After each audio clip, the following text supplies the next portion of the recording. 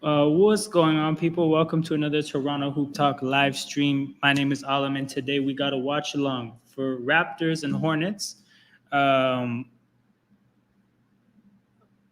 Sorry, just got distracted. But yeah, we got to watch along for Raptors Hornets. First game without Scotty Barnes. We lost Scotty Barnes for about a month, so that's definitely going to be one of the talking points for today's stream. Shout out to everybody that's watching this live right now. 6 people watching live. Shout out to anybody that might catch this on replay after the fact. Remember, guys, before we get started, make sure you guys hit that like button and subscribe to the channel. Very important forms of engagement for the growth of a YouTube channel. The content is free, but I accept payment in the form of engagement. That's the standard stuff I got to get through. But yeah, we got a game to watch. My guy Philo is in here. Says, hey, folks, with Scotty out for a month, I'm 100% on board with the tank. Play the kids, collect the L's. The vets don't need to hurry back from injury. Get some practice reps in. This one is fairly important to lose. Charlotte is always a LaMelo injury away from a top pick. So we got an important point here. Philo's ahead of the game already, getting us to talk about that topic. So honestly, I think the most important thing to do at this point is to look at the schedule. There it is, Raptors schedule, and really go through what, we hear that Scotty Barnes is out for a month, but let's actually look for what exactly that month looks like, right? So it's the whole month of November. In the month of November, we played the Lakers, the Kings, the Nuggets again, the Kings, Clippers, Lakers, Bucks in the cup. What is it called this year? The Emirates Cup? NBA Cup, something like that. Detroit, Boston, Pacers, Timberwolves, Cavs, Pistons, Pelicans, Miami twice, and that's the month, right? So this is the time that we're going to be without Scotty Barnes. If we're talking about winnable games here, we're talking about best case scenario, maybe Detroit. That's twice. Detroit is twice. And the Clippers, if you catch them on an off night. So these are very real considerations. There was a big conversation leading into the season, the kind of tank versus no tank dichotomy amongst the Raptors fan base. But as some of us talked about, there was always an option C, which is just play it by ear and let the season dictate things. I think it was a preseason game, or it may have been a summer league game. I think it was a preseason game where Marcus in the chat got me to look through the schedule. And once I did that, I realized that how I felt was pretty simple, which is let those first 20 games dictate what you do. Don't go into the year with tank versus, no tank set in your mind already.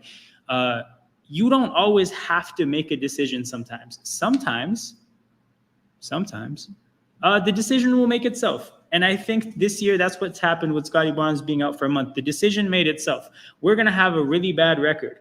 As Philo says here, this one is fairly important to lose. For the tank, this one is super duper duper important. This is a direct head-to-head competitor for draft positioning. And the remaining games, it's just the Clippers and the Pistons. But honestly, we could rack up a month of L's. It is definitely possible. And then once that's clear, once that sorts itself out, the direction becomes pretty clear because you trade the vets, you give all the minutes to the young players. You have a clear understanding of what you want to do. You even take a look at players like Ochai and Davion, and you make an early call of like, do we think these players are worth paying to take up money for the beginning of our rebuild? And if they're not, you trade them away as well. The direction becomes pretty clear. And yeah, people, we are a tanking franchise as of tonight. It says Scotty Barnes will be reevaluated in 3 weeks. So there isn't even a guarantee that Buddy is back in those 3 weeks. Wait, hold on. The game started? What the hell? I thought I was live. Am I not live? What? Watch live. Apologies, people. My stream was not live and I didn't know. I just saw the bucket. But we're off and running. Starting lineup, you got RJ, Davion, Grady, Pirtle, and Jonathan Mobo. And we can put this. All right, the scoreboard's ready to go. It's on, people. So development watch has begun. You got RJ going to the basket, misses.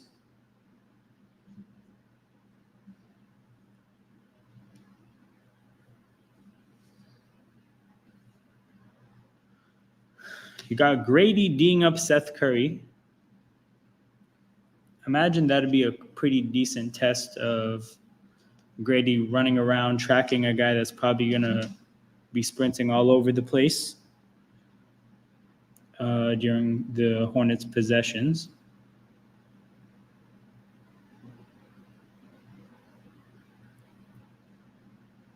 RJ tries to pass it behind the back, and it doesn't go behind the back. It goes right into his back. What the hell? I have a very viable stream. I have a very legal stream that I'm watching this game on, and I'm still 30 seconds behind. This is ass. I think it's 4-0 Charlotte, according to my scoreboard. Yep, I just saw it. Miles Bridges underneath the basket. Davion pushing the pace. Grady almost dribbles it out of bounds.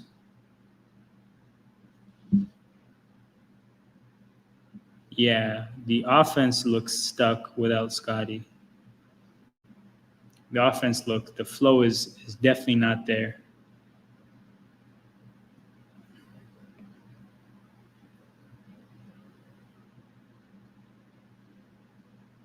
Corner three from, I think that's their three. I actually don't even know who that is. Like, I know the backcourt and I know the front court. I don't even know who that guy is. That's a Josh Green. Oh, he was from the Mavs, I think. Charlotte goes the other way off a turnover, and we got an alley-oop to Nick Richards. And it's 9-0 Charlotte within 3 minutes of this game. So, look, people, I don't know what you guys came to see today specifically, but I imagine most of you came to see developmental minutes, and we're going to get a whole lot of that. If any of you came to see winning basketball, we won't be seeing much of that today, people. RJ already thinking about the 2025 draft. It's true. It's true. And so am I. And this is the thing, when a guy like Scotty is out and IQ is out, the remaining two, RJ and Jakob Poeltl, I mean, there's only so hard or so long in a game they're going to try before, well, it's not even like the reality will set in at that point, but they know the reality as well. They know that the reality is this team is not going to go far without those two guys. And the younger players are going to develop from these minutes more than they are, right? Because a guy like a RJ Barrett, right now, he's our number one option. He's not an NBA viable number one option. So I don't think he's benefiting from being in over his head and playing a role that he's not capable of actually fulfilling. Like, RJ's future in the league is what? Number 3 option? Like, that's the role he has to really lock in on and hone in on to make the most of his career. So minutes outside of that role, I don't even think help him get better. Because, like, when I say, like, you know, developmental minutes and players getting better, not like wiping out the possibility that guys like IQ and RJ could get better. They definitely could get better, and they will get better. But yeah, their development will come from things like playing big basketball games, high stakes basketball games in the roles that they're meant to play for the rest of their careers, which is not going to happen here this year. So yeah, for guys like IQ and RJ, of course they should play. They should be working on their games and trying new things out. But, like, again, what the hell is RJ going to benefit from just getting double teamed offensively? That's not what he's cut out to do, or that's not going to be a part of his future in the NBA. So it's funny because a lot of the optimism for this year was based on people talking about like, oh, the Raptors spent so little time healthy last year. If they just stay healthy, think about like the fact that they were on pace to be blah blah blah. Hilariously enough, we were never healthy this year. We have not been healthy. We were missing RJ, and then on opening night, and then we were missing IQ as of the third quarter of opening night. Jakob Poeltl gets us on the board. And now we're going to miss Scotty Barnes for another month. So our next opportunity to maybe be a healthy team is going to be in December, but I won't be surprised if something else happens at that point.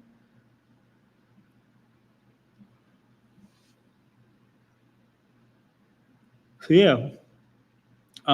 May the best tank win. May the best tank win the lottery. RJ Barrett running a screen, kicks it to Mogbo. Mogbo, strong take to the basket. Good find for Poeltl. Poeltl just can't get an easy shot to fall. Good find there by Mogbo. I thought he dribbled himself into a bad situation. But because sometimes I see players dribble themselves into that situation and just pump fake, and then just like turn it over usually. Good job for him to keep his head up. Really raises questions about the core, if the core can ever stay healthy, even as we upgrade the talent via the draft. This is a good point. This is definitely a good point. And something I've talked about for a long time when it comes to these players is like, I mean, these players or even other players, right? Like what I've experienced as a Raptors fan, I don't necessarily ever look at a player and hope that, okay, you're going to be the Kawhi Leonard.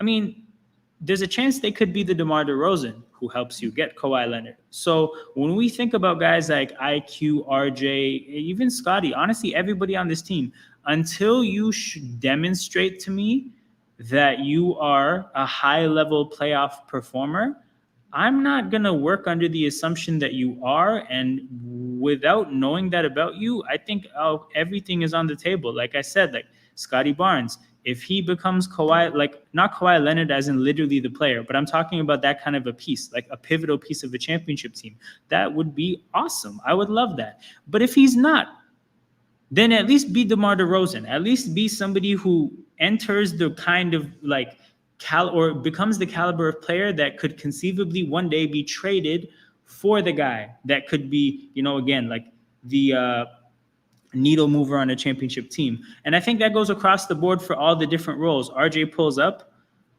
gets blocked. Hornets hilariously turn it over the other way. We have a 5-on-4 here. RJ lobs it up to J-Mo.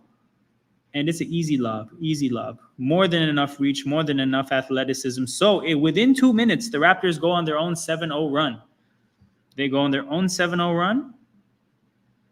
And that makes it a 9-7 game. So we have alternating timeouts to start this first quarter. Within 5 minutes, both coaches had to take a timeout. Talk about a bad basketball game, people. That's a pretty good sign. When both coaches take a timeout in the first 5 minutes, you know what you signed up for. But yeah, so what I was talking about in terms of like Kawhi Leonard versus DeMar DeRozan, it could be for every piece. So if we look at RJ and IQ as our second and third options, right? If you guys are the Kawhi Leonard of second options, so like, I don't know, our second option on the championship team was what, Pascal?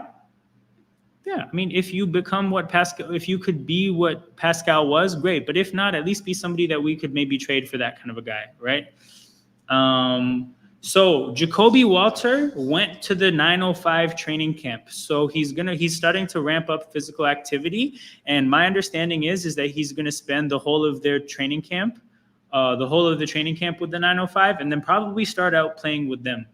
That might be the plan, but again, that was enacted like within the last week. So now that Scotty's hurt, that might change. He might just use the 905 to get healthy and then throw him right in the deep end in the NBA. We don't have anything to lose, so who cares? Who cares? We can just play him in the NBA. But then again, he's a shorter player than Grady, so he may not need to bulk up the way Grady did. I don't know if they're going to put him on the Grady diet plan. But yeah, Jacoby's with the 905 right now. So I think they were saying there's three of our players that are in the 905 training camp. It's Jacoby Walter, DJ Carton, and Ulrich Chomche.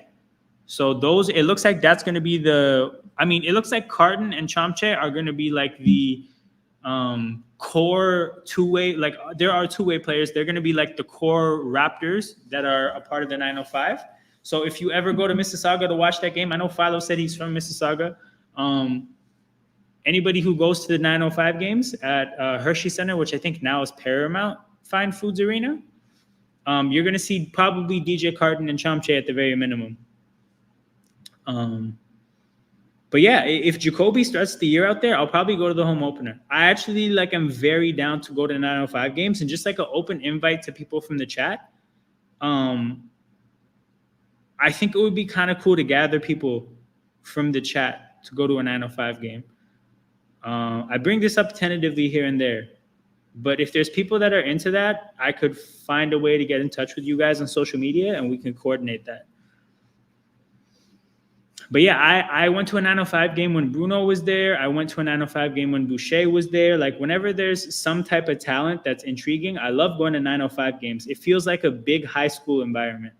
Like it's probably, I imagine it's what it's like to watch like Sierra Canyon or something like that. In terms of strictly just the in-arena environment. Like it's small, but it like there's still atmosphere. RJ commits an offensive foul on Cody Martin somehow? No, it's Davion.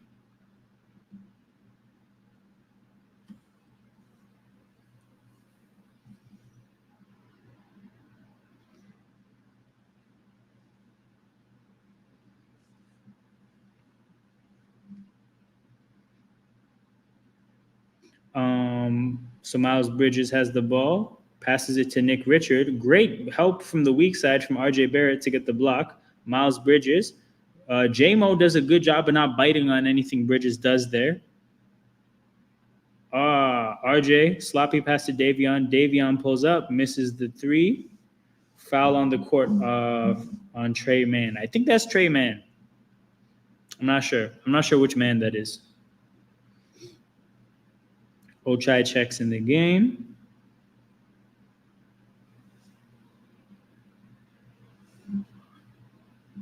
What are your thoughts on Davion versus Shed? How do you think the minutes should be allocated? Okay, let me just check the bench real quick. Because I want to say there's reason for both of them to play. I think they should both play. How behind am I? I swear to God, 5:41. I'm a whole 40 seconds behind. This is ass. J-Mo gets his own putback. Okay. What I was going to say, though, is that I think they both have to play, and I'll explain my reasons for a second, in a second.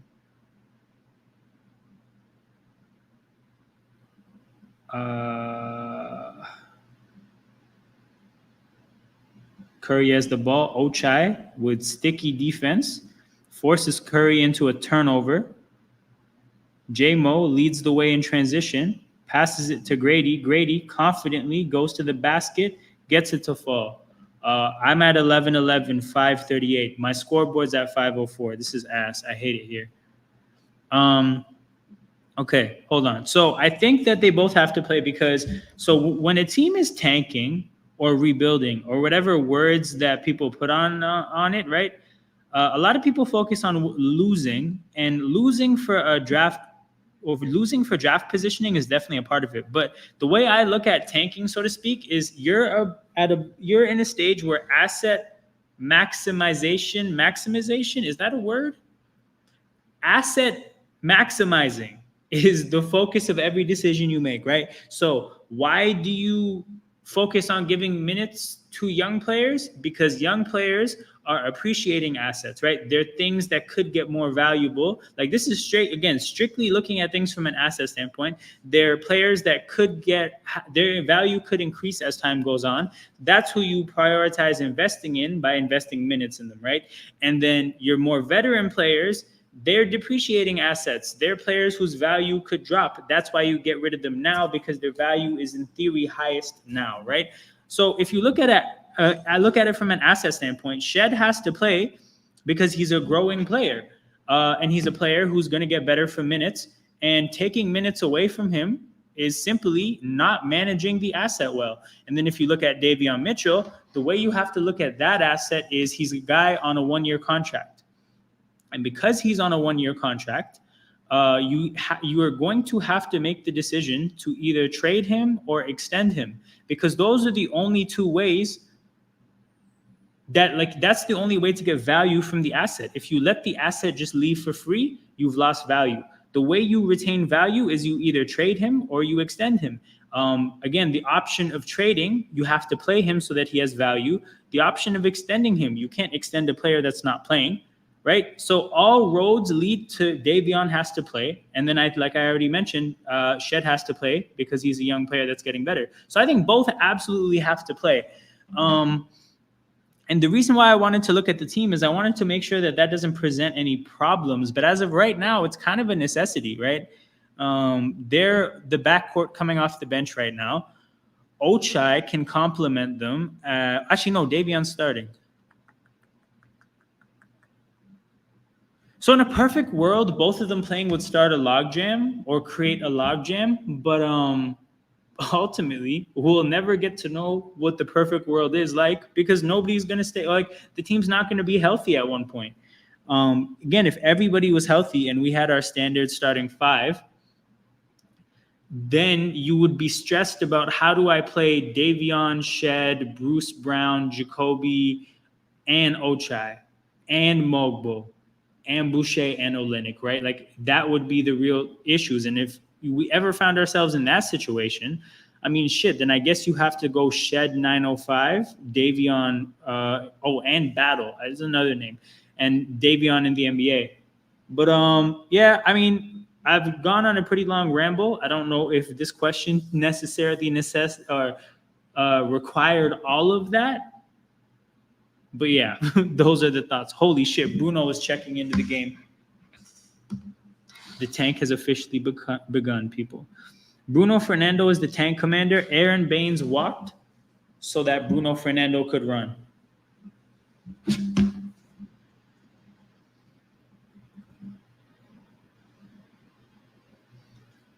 Jamal Shed, floater, misses. Boucher. Jamal Shed from three, misses. Bruno taps it out, which actually starts Hornets fast break. Or not even a fast break, just them in transition. Holy shit, that's a deep three. A George Niang looking motherfucker pulls up from three, and he misses. Trey Mann gets the ball, and then he makes the shot. Ochai. Back to Shed. Jamison Battle. Why did I say his name? He didn't even get the ball. I just saw him. Honestly, it looked like the ball should have gone to Battle there. 6-point Hornets lead. Cody Martin knocks down a three. It's a 9-point game, and we have another timeout. The third timeout called of the first quarter. Guys, we're probably going to have to do fade of the stream at some point in this game for my own sanity. But yeah. I'm going to do some research right now. I'm going to do some research live on stream. Okay. 2025 NBA mock draft.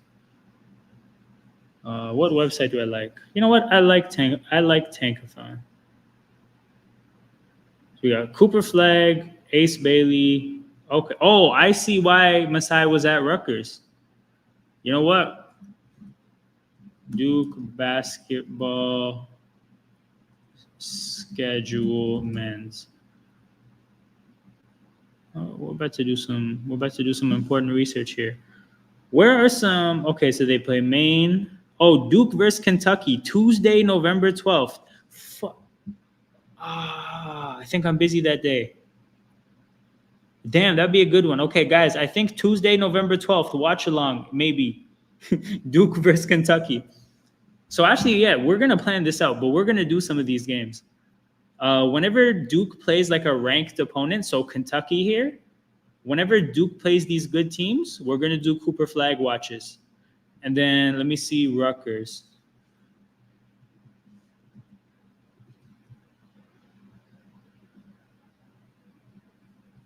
Rutgers, ooh, they play Kennesaw State. Who made this schedule? Why would somebody do that? Does Rutgers just never play good teams? Okay, 10 p.m. is too late though. Rutgers, Houston, November 30th at 3:30. Wait, I think that's a weekend. No, that might be a Saturday. Okay, guys, this is the drill. Whenever Rutgers or Duke play ranked opponents, we're gonna be doing these watch-alongs. I just did some show. Oh my God, it's a 13-point game? No way. No way. Okay, I'm happily delayed on this stream. 11 points down. RJ gets to the basket, misses the look. This is tough.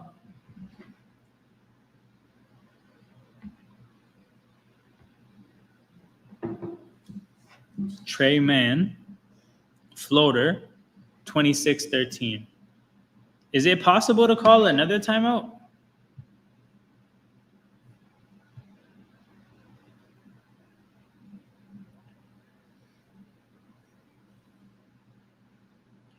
Oh boy.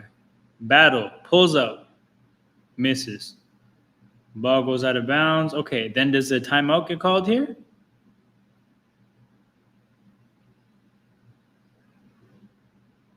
Yo, who's the Hornets coach? Charles Lee. Boston assistant last year. I'm learning new things, people.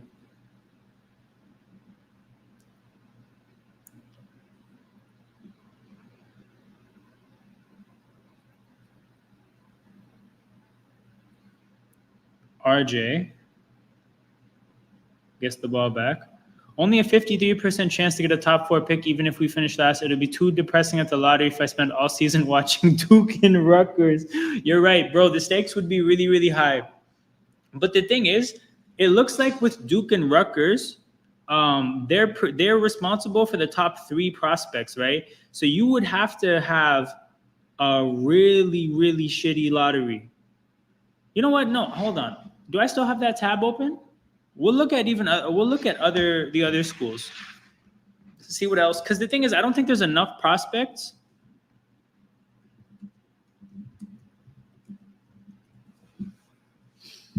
Where did the Tankathon thing one go? Okay. We are not watching homie from France at Saint Quentin. I'm assuming that's a French school. Or a French school, a French team. VJ Edgecombe from Baylor. Hugo Gonzalez, Real Madrid. Texas, UConn, North Carolina. Duke has another prospect. Duke has another prospect. Duke has another. Oh, fuck. We're definitely doing Duke watch-alongs. Okay. Where's Marcus when you need him, though? Because I think he was making jokes on the opening, on the home opener that, Raptors content creators are going to be doing draft content by November.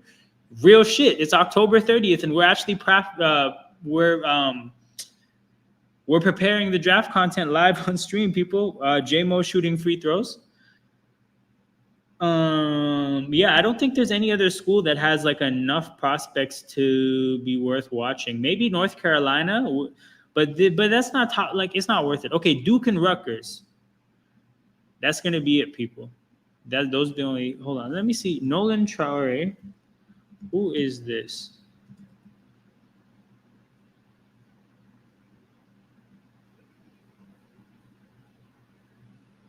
I don't think we're going for a player like a guard, though.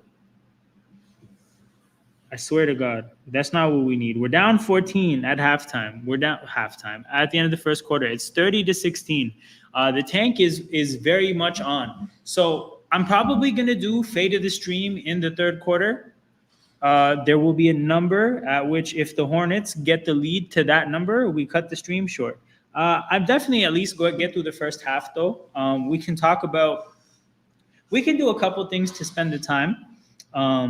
For those of you guys who don't watch my NFL content, the thing I love about doing NFL live streams is that the sport is set up to be talked about, right? So, like, if I do a Thursday night football stream, I have a secondary activity of previewing the games for Sunday, which I can do during the Thursday game when the game is bad, or during commercial breaks, or just like lulls in the stream. If I'm doing Sunday night football, I can recap the Sunday's worth of football, right? The sport is just like, you could tell how it's a media darling. It's fucking structured to be talked about. So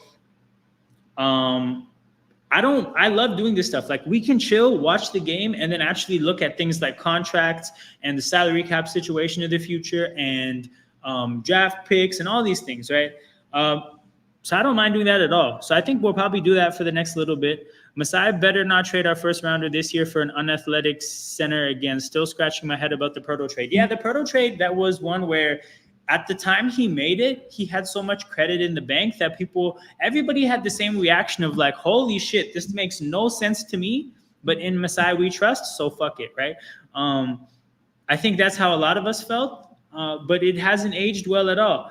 Actually, fun fact, I don't know if anybody here cares enough to watch it, but I was doing a watch along for the lottery when we lost our pick to the Spurs. And there was some random fan of a team in the chat. And he was like, oh, is this pick from the Kawhi trade? And I'm like, yo, why are you poking me like that? I don't think you understand, but that hits a sensitivity. Like, that definitely exists, because it didn't come from the Masai trade. One would think that a lottery pick would surely have to come from the Kawhi trade. No, it came from the Proto trade. The Thad trade was worse. This is so true, man. This is so true. We traded for basically a guy who was Garrett Temple. You know, like, he played ball sometimes, but it was not his on-court production. He got traded to be a vet. We could have just had Garrett Temple. But yeah, shout out Digger Ocean. Good to see you. Digger Ocean, I don't know how long you've been here, but what we established earlier is that whenever Rutgers or Duke play a ranked opponent, I'm going to be doing a watch along. We're going to start scouting in November because the Raptors' direction for the year has been selected. It picked itself. If you were pro-tank, anti-tank, doesn't matter, because when Jokic smacked Scotty in the eye, our fate was sealed. Charlotte is up 16, for those of you guys who are not sure what the fate is. 32-16. So yeah, we figured that. Hey, big up Jez. Bro, Jez, I'm where you were once upon a time as a Thunder fan. I'm actually scouting out college streams to do. We're going to be watching Duke and Rutgers, the teams that have the top prospects in the draft. Whenever Duke and Rutgers play good opponents, the guys will be watching Ace Bailey, I think his name is Dylan Harper, and Cooper Flagg. That's where the homies will be. For those of you guys who don't know, Jez is my guy from Germany by way of the UK. I think that's the way to say it. Thunder fan. He's currently my tag team partner in Shea Gilgeous-Alexander prop. We spread propaganda wherever we go. But that's what it is. We are pivoting to college watch-alongs at some point, because the guys are down 16 against Charlotte in the second quarter, the first half. Aside from that, you know what I wanted to do? Okay, I'll run this by the guys in the chat. What I wanted to do was, let's look at Raptors Sport Track. Hey, I mean, stay down till you come up type of a thing. You know, it'll make it so much sweeter when they're actually good. Fuck out of here. So what I wanted to do at some point,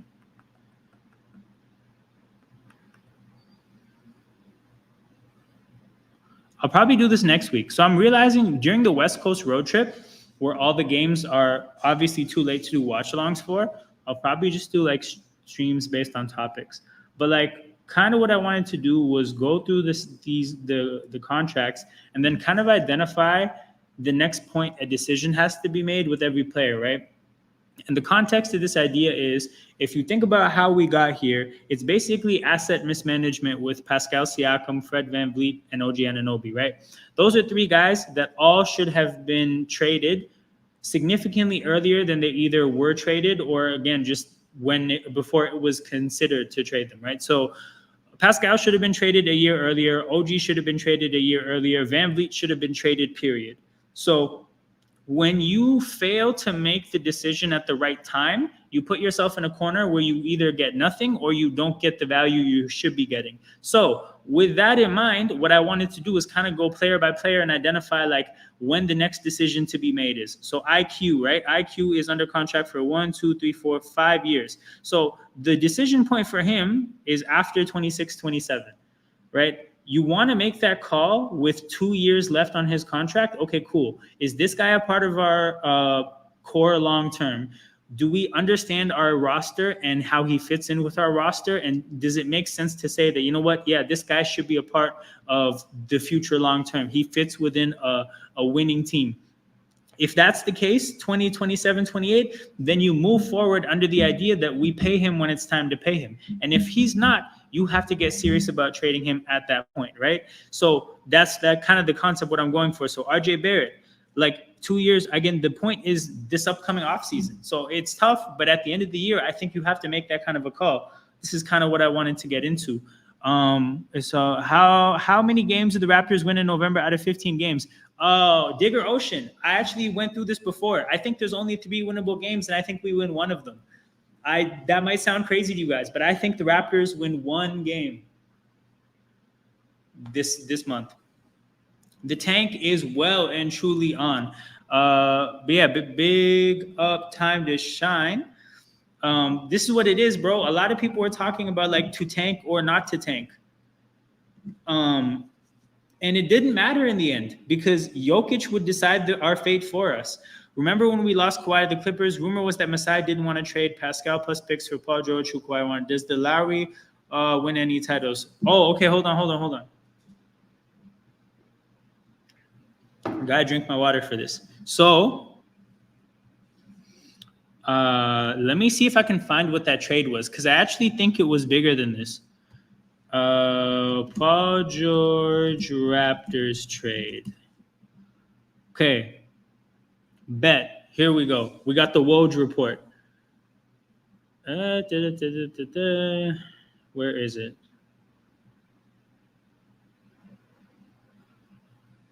Where the hell is it?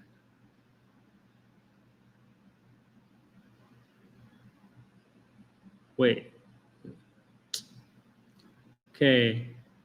Shocking deal. How talks focus on George and Russell Westbrook. This doesn't have the actual. Oh, here. Asked for Pascal Siakam, Fred VanVleet, 4 unprotected first-round picks as a starting point for Paul George.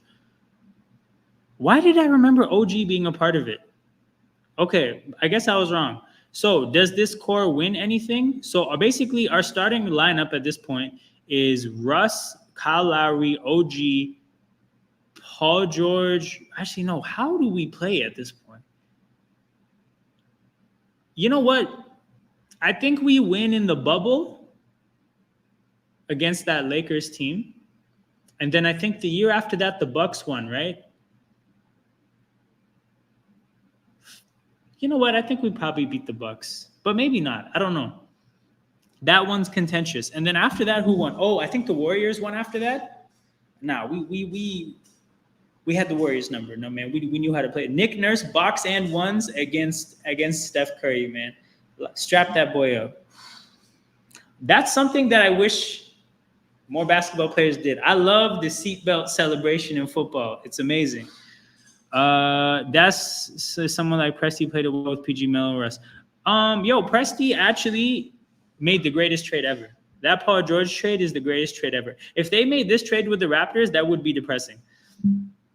Bro, when we nearly beat the Nuggets, I was fuming. You know what it is though, bro? I would be more decisive about cheering for L's if it wasn't young prospects carrying us. Because honestly, the way Shed, Mogbo, and Battle have been playing for us off the bench is a big part of where we are as a team. So it's like I kind of can't cheer against them. So like I was excited that we were doing well against Denver. And then when we started losing, I was like, all right, whatever. Like I understand it. But bro, I wasn't fuming. I was like, yo, if they beat the Nuggets, this is really funny. Like our bunch of rookies that are second rounders and undrafted free agents, if they beat the Nuggets and make them go 0-3, I just think that would have been a worthwhile win to have in a tanking season. We had Sergio Gasol as well and Norman Fred. Yeah. That team would have done fine. In hindsight, I don't know why. In the moment, I thought that trade would have crippled us. That's just the thought that I had. But I guess I was wrong. I may have misunderstood what they wanted from us. I will say, though, bro, Russell Westbrook, I'm pretty sure, was very injury prone from that point onwards. Or is injury prone / just not good. The Nuggets starters, yes, bro, it was unreal. They had so many minutes with Jamal Murray and Jokic while we had just our bench in the game. I left that game feeling very concerned for the Nuggets because I don't think they can shoot the three-point shot. Like, they don't even attempt it. Like, they don't have good enough shooters to even attempt a high volume of threes. How in the modern NBA are you going to be good? Like, reliably and sustainably without shooting a high volume of threes. The way they play, they put Jokic in, they always rely on him to be Superman. It's tough. We're down 21 against the Hornets, people. If you guys are here to look for like play-by-play analysis of a game where the team is down 20 against the Hornets, you came to the wrong place, and I'm not that guy. But we will chill, hang out, have fun, talk things Raptors related while this happens. I'll probably cut the stream at some point in the third quarter. But yeah, in the meantime, we got things we can talk about. Where was that before? We can close this. But yeah, going back to this, I do think that you have to make a decision when you're in asset maximizing mode. When is the point where you have to make the decision about every player? Like I said, we failed to make the decisions in a timely manner with Pascal Siakam, Fred VanVleet, and OG Anunoby. That's why our roster is in such a dire situation. We even technically made the decision a little bit too late with Norman Powell. Like, none of the championship team, when we decided to transition away from that team, nobody left at the right time. I'll bet. Yo, which stream are they doing? I might turn up if it's basketball. But yeah, big up, Jez. But yeah, everybody. So Gasol left for free. Ibaka left for free. Norman Powell left for a swap for Gary Trent. It was free agent for free agent. We basically just got bird rights. We got Gary Trent's bird rights. Danny Green left for free. Kawhi left for free. Lowry left for a sign-in trade for Precious Achiuwa, who left for free. I'm actually going to go piece by piece through that team. Oh, VanVleet left for free. Pascal left late. OG left late. Yeah, we did not. Okay. Bet. Okay. Sounds good. I think I'll be at the Spurs OKC. But yeah, enjoy, bro. Yeah, we did not transition away from that team very well. So to avoid making that mistake, you got to identify that point with every player. Bruce Brown, that decision has to be made within 5 games of him coming back. I lied. The decision is already made, I'm sure. You simply play him to get him healthy, show to the league that he's healthy, and flip him immediately. Jakob Poeltl, again, 2 year. When is the 2-year point?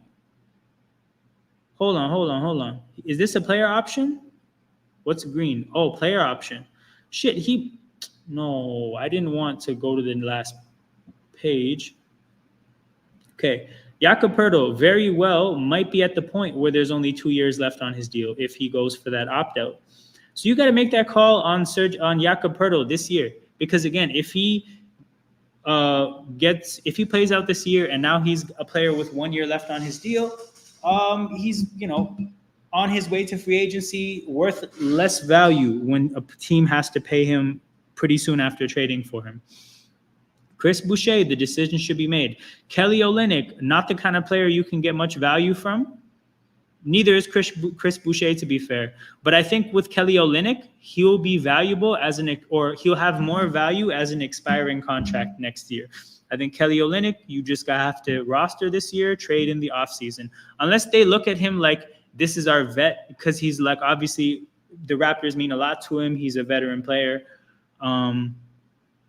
Scotty Barnes, like, okay, a little bit early to think about it this way, but bro, I think, hold on. UFA 27, 28. So 1, 2, 3, 4. 4 years from now, a call has to be made about Scotty Barnes. We're on an 8-0 run in a minute. It's lit. It's a 15-point game, 5 minutes to go in the second. Shed with a steal. Shed goes the other way, bounce pass to Grady, who bangs it home. 10-0 run. 10-0 run for the Raptors. Hold on. Let me see who's responsible for this 10-0 run.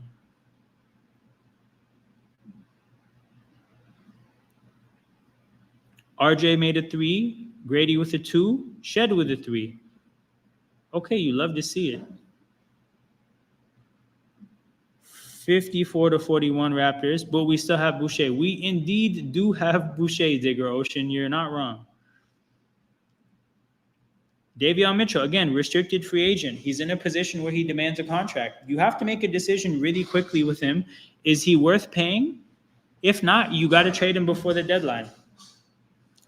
Ochai Agbaji, we picked up this option, so we have another year to think about it. But in this offseason, you probably have to make a call. Is this guy worth including for the rest of our rebuild and paying him? If not, you got to trade him. Raptors on a 10-0 run. Yeah, I saw the Grady bucket. I saw the Grady dunk off the Shed steal. And I think Grady's no, he's not at the free throw line. Raptors inbounding the ball. And yeah, I saw that the run is basically Grady, Shed, and RJ, right? So it's like, yeah, do I want the team to tank? Sure, but I like seeing guys like Grady and Shed thrive. Grady, quick trigger off the inbounds pass. It's now a 12-0 run. Let's put this back up. Damn, is it about to be it's about to be a 14-0 run.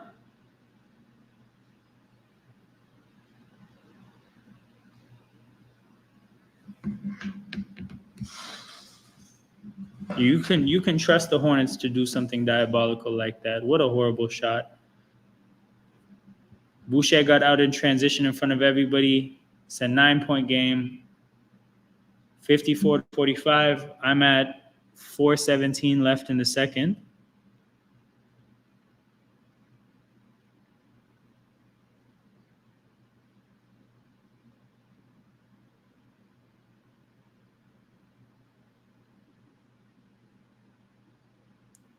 Damn. Tough bucket there from the Hornets. Grady bringing the ball up the court. Timeout, Toronto. So it's 56-45, 3:51 to go.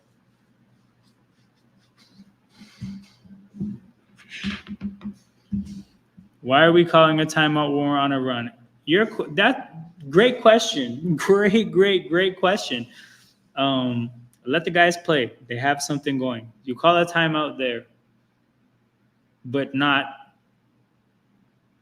So here's the thing. You call a timeout here, but not when RJ Barrett had the ball to go for the win against Denver. And mind you, if you guys watched the watch-along, I was completely fine with not calling a timeout there.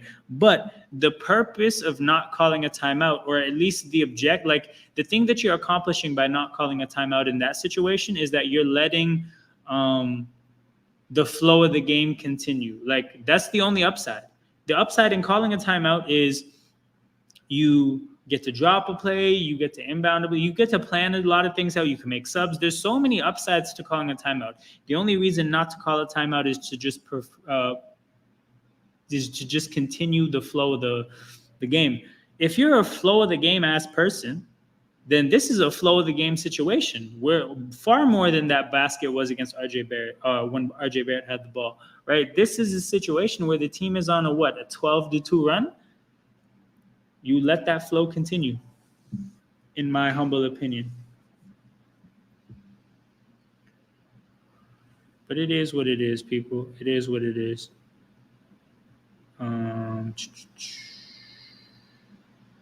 What is the live stream?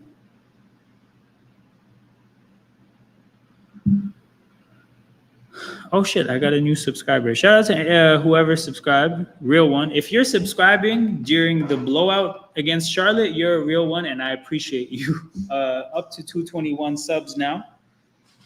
The big number to hit is 500. That's the big one to hit. Is we're on a road to 500 subs. But I'm hoping to collect a new pocket of subscribers when we do the college watch-alongs. Because whenever I do something different, I guess I get exposed to a newer audience. I usually pick up some new friends. Like Digger Ocean, I think you found the channel from Canada watch-alongs, right? I think that's how I found Digger Ocean. I think it was one of the Canadian Olympic watch-alongs. Time to Shine I found from Sarcasm City, so that's another channel. Who else has been here today? And then Philo I got from the home opener. But yeah, you meet people through every which kind of content.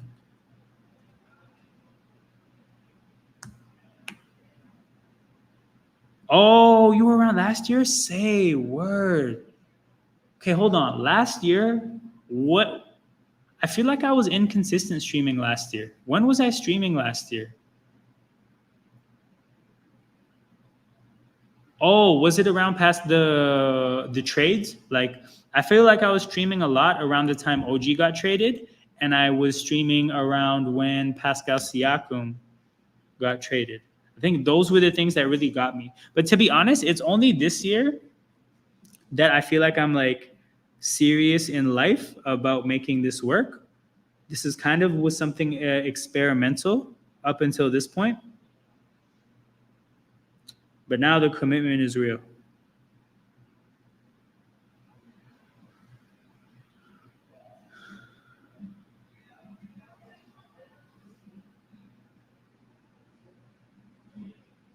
Trey Mann brings the ball up the court. It's a 10-point game, 56-46.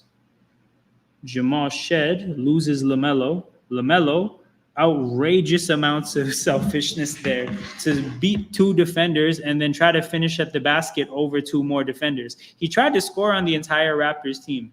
Clearly somebody was open. Ochai gets the ball in the corner, hits a three. Guys, what the hell happened to Ochai in the corner? He has become a great corner three-point shooter. I'm so shocked. Grant Williams hits a three the other way.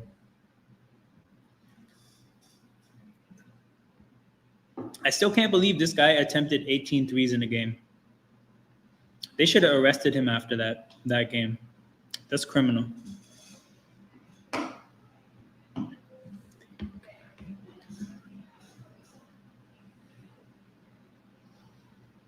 LaMelo. Grant Williams again. No. Thank God he missed.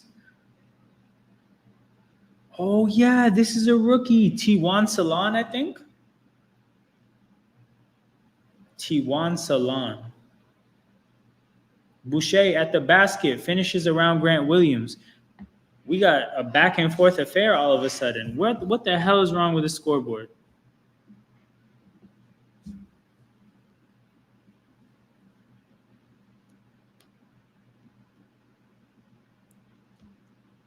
LaMelo, Trey Mann triggers a deep three, misses. Raptors go the other way. Grady in transition, good layup. Ochai was 5 for 14 last year from the corner. He just shot bad from everywhere else. Damn, I didn't know that. 5 for 14. Hold on, how many games did he play? Or how many minutes did he play? Because maybe that went under the radar because 14 attempts feels really low. Like really low.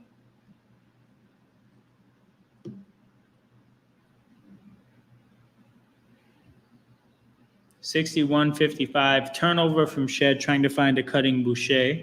Grant Williams finds Trey Mann. Mann triggers a 3 over Jamal Shed. And it is 64-55.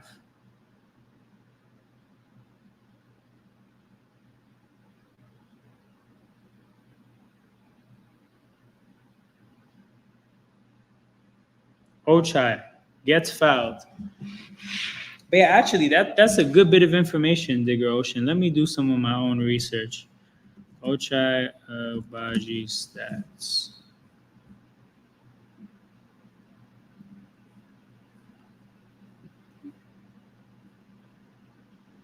So Ochai in a Raptors uniform played 638 minutes in the regular season last year. And if he only attempted 14 threes, that's like attempting a three, what, every 80 minutes or so?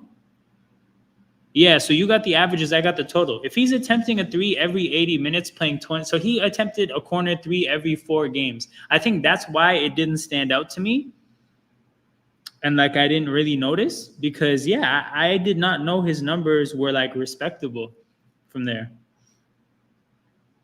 But yeah, Ochai just made a couple of free throws there. Makes it a 7-point game. 64-57. LaMelo getting D'd up by Davion Mitchell. Ball gets kicked to Grant Williams. Grant Williams turns it over. Grady the other way. Ochai lobs it up for Boucher. Boucher throws it down. It's a 5-point game. 64-59. The tank isn't going good or is not going as good anymore. What the hell kind of pass was that, Grant Williams? Cannot believe not one Raptor stole that cross-court pass, man. It was so like the ball spent so much time in the air. It was such a like absent-minded pass. Fortunately, there was no Raptor there to take it.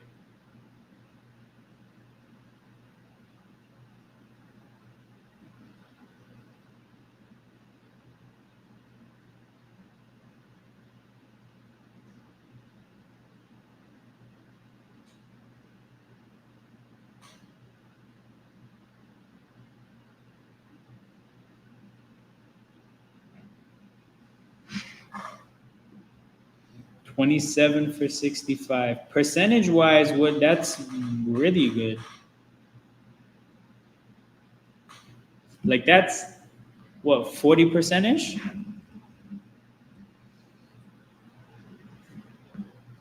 So then even that, right? That's 65. And then let me look for the totals. In Utah last year, he played 1,000 minutes. So this is the problem. The guy was not shooting from three last year, or at least from the corners.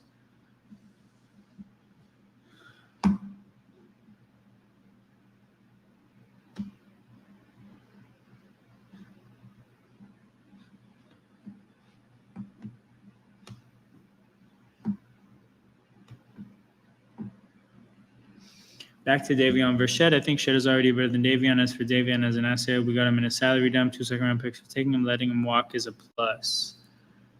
Okay. From the standpoint of what you just mentioned there, of like what it took to get him, which was nothing, which was actually like a positive to get him. Yes, you're right. Letting him walk is a plus. But like, I don't know, looking at it in a vacuum, do you think it's possible that Sacramento, for him, because they were a team that, like in his time of being there, because they were a winning team from the standpoint of winning much more than they were losing and making the playoffs, that they couldn't afford him the minutes and the freedom to just play and make mistakes and kind of do the things you have to do at the beginning of your career to get better. Like they couldn't afford him that opportunity the way we can because we're rebuilding. And that might give him a value he's never had in the trade market, because I think that's possible. Like, I don't think it's a guarantee. And I do agree that if you do that and it doesn't work and you let him leave. Like, that's not obviously a bad loss in the way that letting Van Vliet leave for nothing was bad, and the way letting, let's say, like, Serge Ibaka, Marc Gasol, like, I agree that it's not like that, but I do think it's possible that, again, the Kings couldn't give him the I'll put it this way, actually. Jim Schwartz, defensive coordinator for my Philadelphia Eagles a while ago, the way he described the beginning of a young player's career is that he said that every player has startup costs, right? So when you play a young player at the beginning of their career, you just have to put up with a certain amount of bullshit. Like, they're going to make mistakes. They're going to do stupid things. These are the startup costs of a young player's career. You just have to pay the startup costs, let them do it. And then that's when you get to past that stage of development to whoever they are. So I think the issue with especially good teams in the NBA, they don't have the ability to pay the startup costs for young players sometimes, because they're really focused on winning. And if a young player comes in and fucks a 10-minute shift up, that could be the difference between winning and losing. So I think, again, with Davion Mitchell, maybe we have the ability to pay the startup costs, get some development out of him, and then flip him for, again, anything, right? Like you said, letting him leave for nothing is definitely a win. But getting another second-round pick for him is an even bigger win. So if a person were to tell me that, hey, taking minutes away from somebody else just so that you can get a second-round pick from Davion Mitchell isn't worth it, I'd say that's fair. Like, that's definitely a way of looking at it that it's different from the way I look at it. It's still valid, but it's different. But yeah, I still think it's worth playing him. But to address something else you put here, which is Shed is better than Davion, I agree. I agree that I'm seeing more of an impact from Shed than I am seeing from Davion. I've heard a lot of people talk up Davion. I think he's played okay. I don't think I'm as high on him as some of the other people that I've heard speak about him. Shout out to No RZC or Norc. If there's a particular way you want your name said, let me know. But Raptors come back. Let's go. Okay, so clearly you're not with the tanking. I see. A lot of us in here are pro tanking from what we've seen. And so am I, but I think this is the first Raptors fan I've encountered that's saying, like, let's make this comeback. Let's go. Yeah, the solution to Ochai is not playing him alongside other corner shooters and telling him to just drive cut if he's not in the corner. This is true. I guess he wasn't high enough in the pecking order to really be given the, I guess, just privilege of being the corner shooter in lineups. And now he is. So oddly enough, right? Like, I think Ochai right now would be a good example of, at no point in his career was he given an opportunity to show this one thing that we're learning he does pretty well. So now he is, and maybe now his minutes this year on the Raptors could make a team in the playoffs that is lacking some depth look at Ochai and say, okay, you know what? We can get a guy who has some versatility, plays good defense, plays within a role offensively. You know what? Maybe we want him on our bench. We'll give you a prospect and a second-round pick. And if you're the Raptors and you think, we got to pay Ochai, not this upcoming offseason, but the next offseason, we're about to maybe draft an 18 or a 19-year-old in a few months, and that's going to be the cornerstone of our franchise. Maybe that might happen. Do we want to pay a guy like a Ochai Agbaji, I don't know, whatever the money would be, $15 million a year? Maybe they decide that's not the case and they want to trade him. Like, yeah, Ochai is a player that we maybe are able to develop and get some more value out of him. So we'll see. We will see. So it is a 5-point game. And I think I want to do fade of the stream for a 20-point Hornets lead. So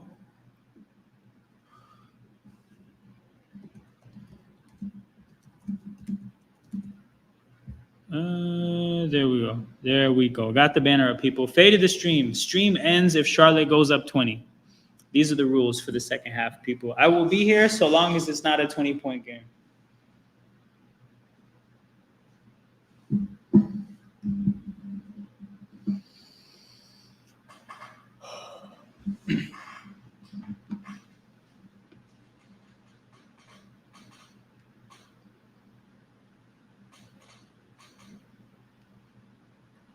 But yeah, looking around the rest of the NBA, the Pacers are up on Boston.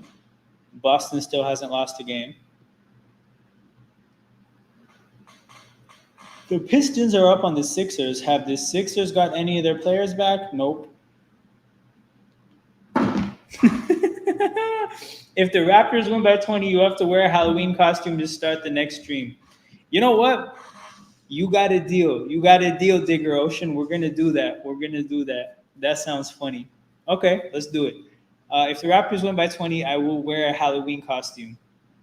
The next stream we'll do will be Saturday. So when they play the Kings and Vince Carter is honored in a game where we won't have Scotty Barnes or Emmanuel Quickly. Yeah, we'll do that. I can't do the game on Friday because I actually I think I mentioned it earlier, but I'm still partially in school. So I actually have an assignment to do on a Friday night, which is crazy, right? Who makes an assignment due midnight on a Friday? But that's what I'll be doing on Friday. I won't be watching the Lakers game. But yeah, Sixers could be tank competition if they decide to keep PJ and Embiid out for much longer. So I know that this comes across like a joke and it comes across as like a funny comment, but it's actually the cold, hard truth. That Philadelphia team is so shit outside of those players. We saw it firsthand when they played the Raptors. But that roster absolutely sucks. And Daryl Morey is so good at making these teams that are so about one or two players. All those Houston teams were pretty lackluster aside from James Harden. And then I think when they had Chris Paul was doing well at that point too. But his teams are never well-rounded. I think he's a very, very, very overpraised general manager. I lied. I don't even think he's overpraised. I think he's just a general manager that's had a longer career than he should have. He should have got run out of the league like Brian Colangelo, who fittingly did not get another job after Philly. And I think Daryl Morey might also not get another job after Philly. But yeah, Philly, the 40 for 40, is that what it's called? No, it's called 30 for 30. The 30 for 30 on the Sixers from Sam Hinkie to, I think Elton Brand is when shit got really, really funny. Elton Brand was the death of the process. When he handed Al Horford $150 million, I was like, that's crazy. And then in my head, I went to the deep recesses of my brain and I remembered, I'm like, wait, Elton Brand and Al Horford were teammates. And then I thought, I'm like, this guy just handed his homie $150 million. Of course he did, because I would do the same. If I was in the position to give somebody $150 million, I'm giving it to somebody who can take me out for dinner for the rest of my life. That just makes good sense. So, and then I thought about how the Sixers, that era of the Sixers started with a dude selling off a whole fan base to basically just tear down a team and say, look, I'm building this in my image from the ground up. I don't want anything from anybody else. I want all my own drafted players. That getting interrupted just so that Elton Brand can again do wrong by the Sixers in just a different way. One guy got rid of the players for draft picks. The other guy got rid of the money to give some to his homies. That era of Sixers needs to be studied. Oh man, Detroit has a lot of easy games in November. They likely passed the Raptors in the standings. Don't mind tanking, but being worse than the Pistons might be unbearable. So this is the thing, Digger Ocean. Tanking sounds good and fun until you actually come to grips with how things are going. Oh, shout out Young Kobe. It's been a minute. Wait, hold on. You were here last year. Wait, let me remember. You're a Blazers fan. I think I got it. I think that's it, right? You're a Blazers fan? Melo's doing okay, bro. There was a big stretch of this game where the Hornets were up 20. I didn't really watch much of that. So there's probably stuff I missed. But he's got 12 and 3, inefficient from the field. Trey Mann has 15 off the bench. That's really the bucket getter today. Holy shit, Grady Dick. Yeah, let's go. My guy. Good to see you again, bro. It's been a minute. Grady Dick actually leads the game in scoring. He has 17 points, more than any other player in this game. And you guys know what happens at this channel when stuff like that happens, people. Yeah. You guys know the vibes. Wait, hold on. I'm trying to take it off the screen. There we go. Wait, guys, hold on. I just realized I was talking shit about Daryl Morey, and I didn't even realize I had this in my StreamYard. I don't know why I put this here. I forget the context. I totally had the perfect visual for shitting on Daryl Morey, and I didn't make the use of it. Hold on. What else do I have in here? Oh, classic moment when James Johnson uttered the best phrase ever, cocked that joint back and banged on him. I got this. Oh, this is just a thing of beauty. This brings me back to good memories. This might be how I close streams off. He has a good chance for another career high tonight. Yeah. I think 27 was the career high. I have this in here for some reason. I have this. Oh, this would be a great way to end streams as well. We have this, which is another, callback to great memories. And then this is here. I don't know why this is here. But sometimes that's how it feels when certain things happen in the game. But yeah, Grady career high. It should happen today.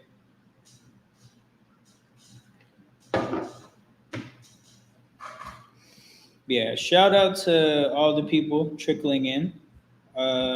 Make sure you guys hit that like button and subscribe to the channel. Young Kobe, if you're still here, thoughts on the Blazers and how many wins do you think they'll have at the end of the year? One of my guys on the channel here was making me look at the Blazers roster from top to bottom, and he was trying to sell me on the idea that they have more depth than the Raptors, which turned out to be not true. But there was a moment where I'm like, fuck, is Portland going to be better than us? And I have a feeling that the Raptors and the Blazers are now going to be in tank competition with each other.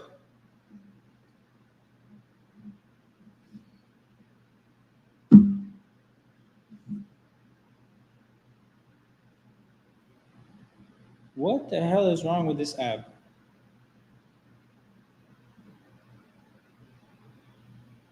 But yeah. We have the second half coming up, people. Grady Dick career high watch.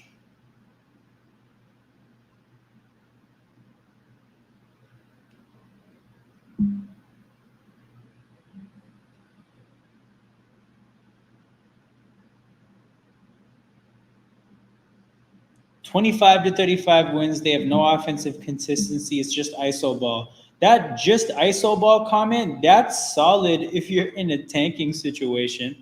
Because, yeah, you're asking a bad team to just ISO. Yeah, you're going to get bad offensive results. So that's good. That's good. I think I saw Scoot is coming off the bench. Is he any better? Because that pick went south, man. I thought Scoot was going to be good. I got deceived. Whatever he did to deceive the basketball world, it worked on me as well. My guy was he left a great impression on me.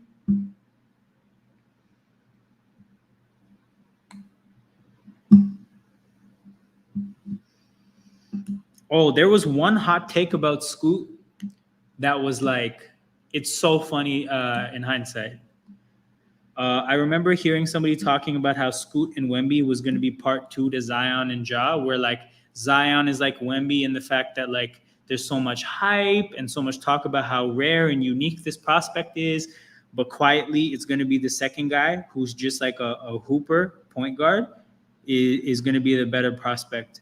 And then after that, Scoot went on to be ass. Wemby went on to look like a potential GOAT candidate. And John Morant went on to get suspended for like 40 games. So like that's one of the funniest takes in terms of how it aged. And then the thing with Zion is like, whenever he plays, he looks pretty good. He just never plays because he has other shit to do. So we got the start of the second half. Charlotte tricks off a possession. Has this thing started yet? Okay, there we go. Davion from 3 misses. There's like nobody in this Hornets arena. LaMelo triggers deep 2. Seth Curry with the rebound.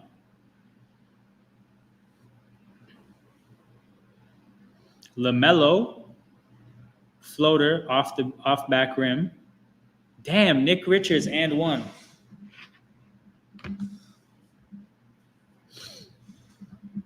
Fouls on RJ. Gives the chance for the Hornets to get an 8-point lead. Who do they call the foul on?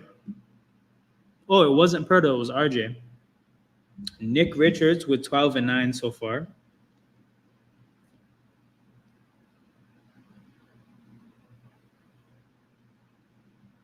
I mean, Scoot is all right. He just has no jump shot and is inconsistent, but he's only 20.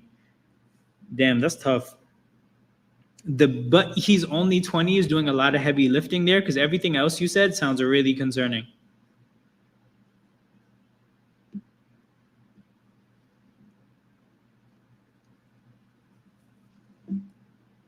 There's still time for Scoot. Don't write him off after 1 season. It's true. It's true. I missed who scored there.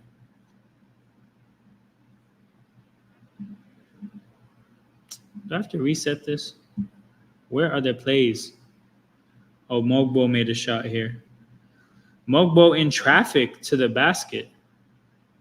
Wait, we scored 43 in the second? Damn, I didn't even process that. That's a lot of points.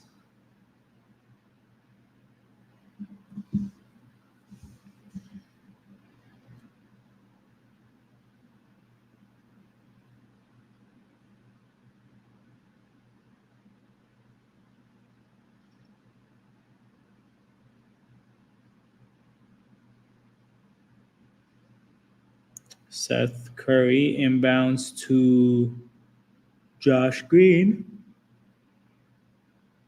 Seth Curry tried a very contested jumper over Pirtle. Missed, but Pirtle's man, Nick Richards gets the putback. RJ. Wow, did not get the and 1 call there. That's crazy. That's crazy. Miles Bridges to LaMelo. Seth in the corner. Open 3, and he puts it down. 72-65. 9.5 minutes to go in the third. Davion with the ball. Calling the shots. Grady comes off a screen. Steps into a jumper. Puts it down. 72-67.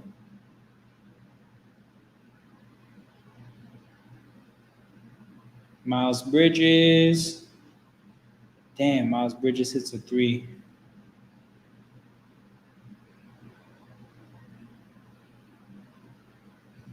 Did the Raptors win the RJ Barrett trade? Wow, what a question. Hold on. Also, so funny that you call it the RJ Barrett trade. I'll answer this at the next break and play. But we got a 6-point game, and the scoreboard's telling me it's going to become a 4-point game. So I'm going to see what happens here. Jakob passes to Davion. Davion swatted by Bridges. How far behind am I?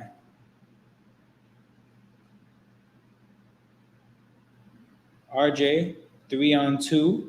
No look to J-Mo. J-Mo finishes at the basket. Melo with a quick pass to Bridges. Bridges, outrageous transition 3 attempt there. One only the likes of a Miles Bridges could try. Davion passes to RJ. RJ fouled. RJ will go to the free throw line. And I think a timeout gets called here. Okay, so did the Raptors win the RJ Barrett trade? This trade is OG Anunoby for RJ Barrett, Emmanuel Quickley, and a 2nd-round pick. And I think, yes, because I do think we got greater value. We got greater value for... We got the greater total value, and then it depends how you guys judge trades, because some people second round pick that became JMO. Okay, so we got JMO quickly and RJ Barrett. So I've heard a couple different things. So I've heard a couple things where some people say if you got the best player in the trade, you won the trade, which I don't agree with. So I don't use that. Some teams said whichever team goes on to fare better, they win the trade. And again, that's tough when teams are in such different states. So I don't think that works either.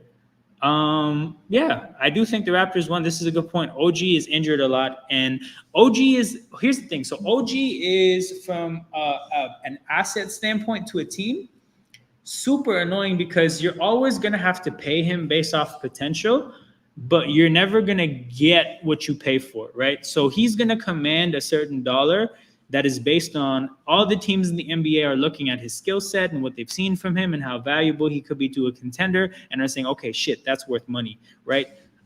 It's like, oh, if he could ever play like 75 games, shit, like you'd have a great piece.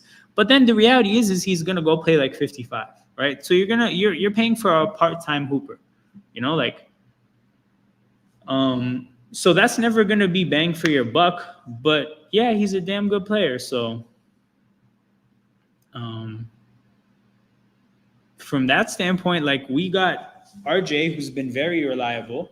Quickly, obviously, had the issue with the personal issue last year, and then injury this year that you can't really do anything about. It's not like a fault of his own or some type of not being in shape. Like, it's just a really unlucky situation to find himself in. So, I mean, yeah, I think we have the less injury-prone players.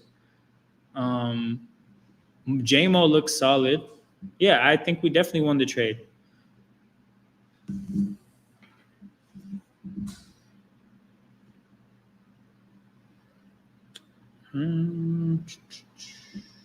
Plus, OG gets easily disgruntled because he thinks he's better than he is offensively. That shit was always baffling to me. That shit was always baffling because, like, my question is like, what does OG think would happen to his value if he ever got that opportunity? What would happen is simple. He would look really bad as a first option or a second option, and he would be sent to shitty teams. So this is the thing. He needs to just do what Jeremy Grant did, because Jeremy Grant, I can at least respect what he did, because, like, he did things that make sense considering how he felt.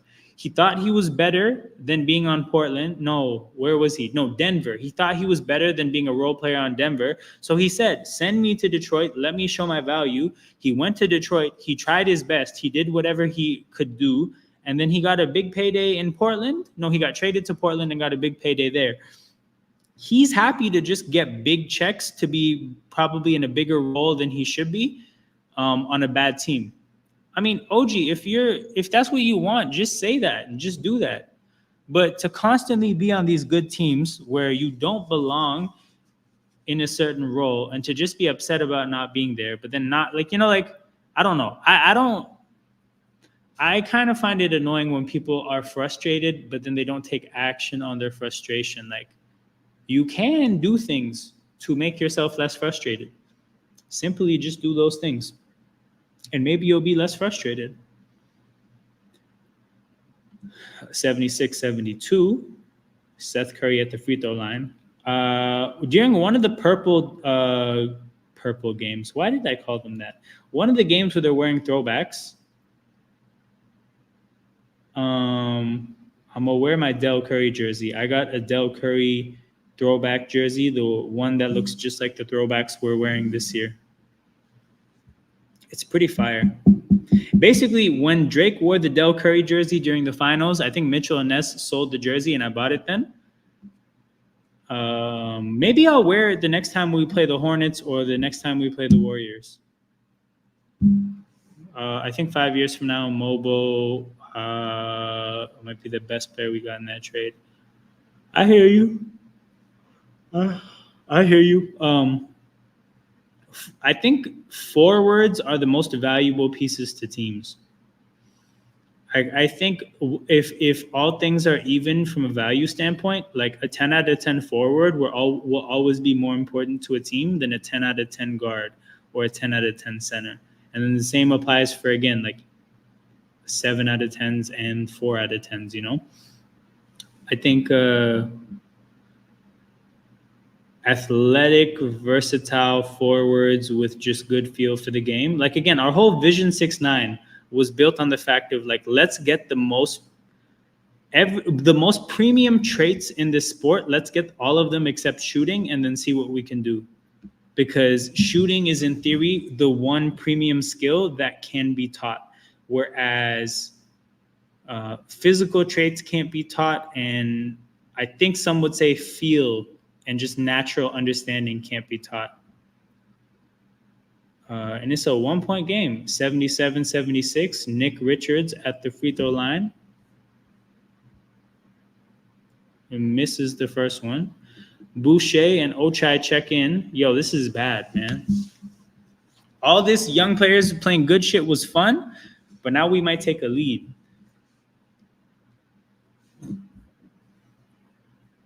We might actually take a lead now. He's such a unique player. Kenneth Faried plus Scotty Barnes or Montrez with a handle and vision. I like the pocket of players. Nick Richards misses both. And Davion takes it up the court. God damn, we have a 3-point lead. Why am I so behind? Boucher from 3. Misses. Rebound. Boucher from 3. Misses again. Oh my God. How many offensive rebounds does it take? I think Grady with the 4th possession. How did Scotty get injured? Jokic, big man Jokic went forearm to eye. Ha.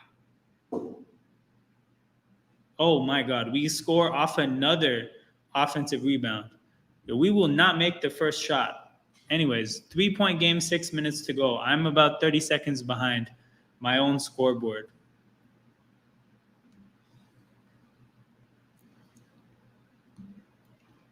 Cody Martin hits the floater.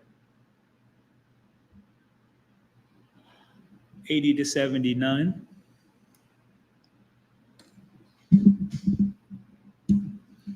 And do you care if the Raptors go far in the IST? You know what? Fuck it. I hope the Raptors win the IST and are the worst team in the NBA.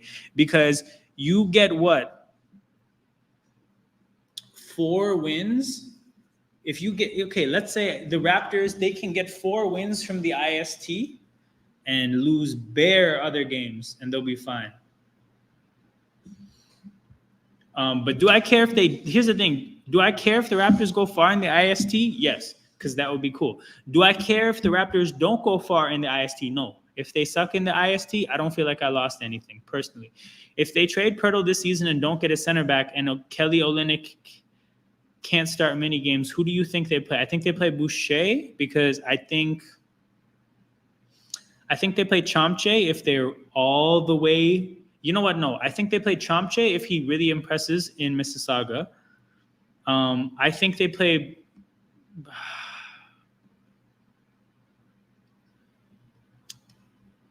But Boucher gets destroyed as a starter, though. Probably, to be honest, if Chomche's not ready, probably Bruno Fernando. If I ever do a stream where Bruno Fernando is the starting point guard, why would I say that? Center? I've hit a low point in life. If I do a watch along for a game where Bruno Fernando is the center, somebody do a wellness check on me. Please.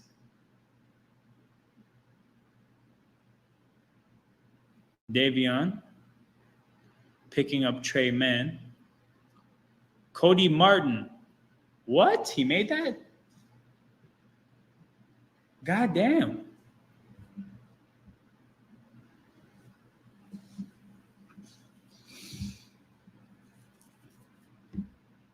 Pirtle gets the shot to fall. There's a lot of buckets in this game. For 2 teams that are tanking, A lot of points are being scored, man. Defense is not visible. Holy shit. Cody Martin tries his best to turn it over, but somehow doesn't and gets a bucket afterwards.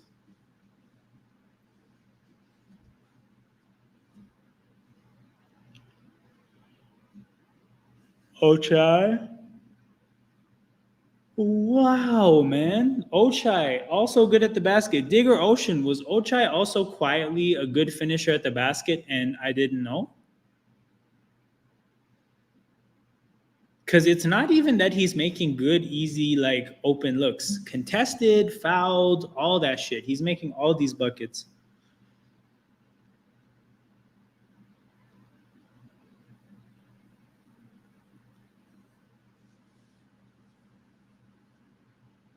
So safe to say that fade of the stream isn't going to happen. That much is guaranteed.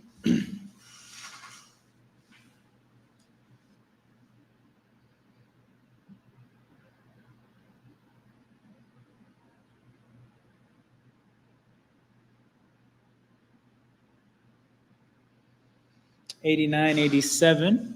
4:03 to go for me on my stream. 87, 80, 86, 87.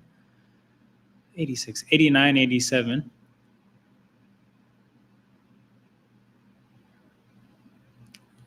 Trey Man, D'd up by Mobo. Battle gets his first minutes of the second half. We got a lineup of Mogbo and Boucher as the bigs. Battle and Ochai as the wings. And Jamal Shed as the one. Whoa, points in the paint, 60-32 for Toronto. Oh, I haven't even looked at a box score yet as Grant Williams gets fouled. Let's check out what the box score is saying.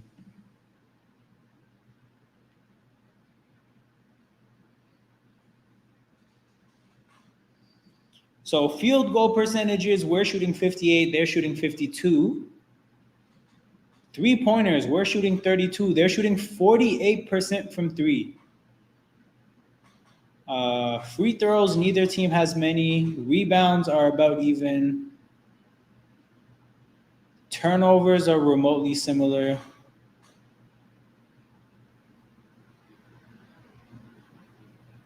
Damn. I mean, the Raptors aren't winning a championship, but why talk about tanking like 4 games into the season?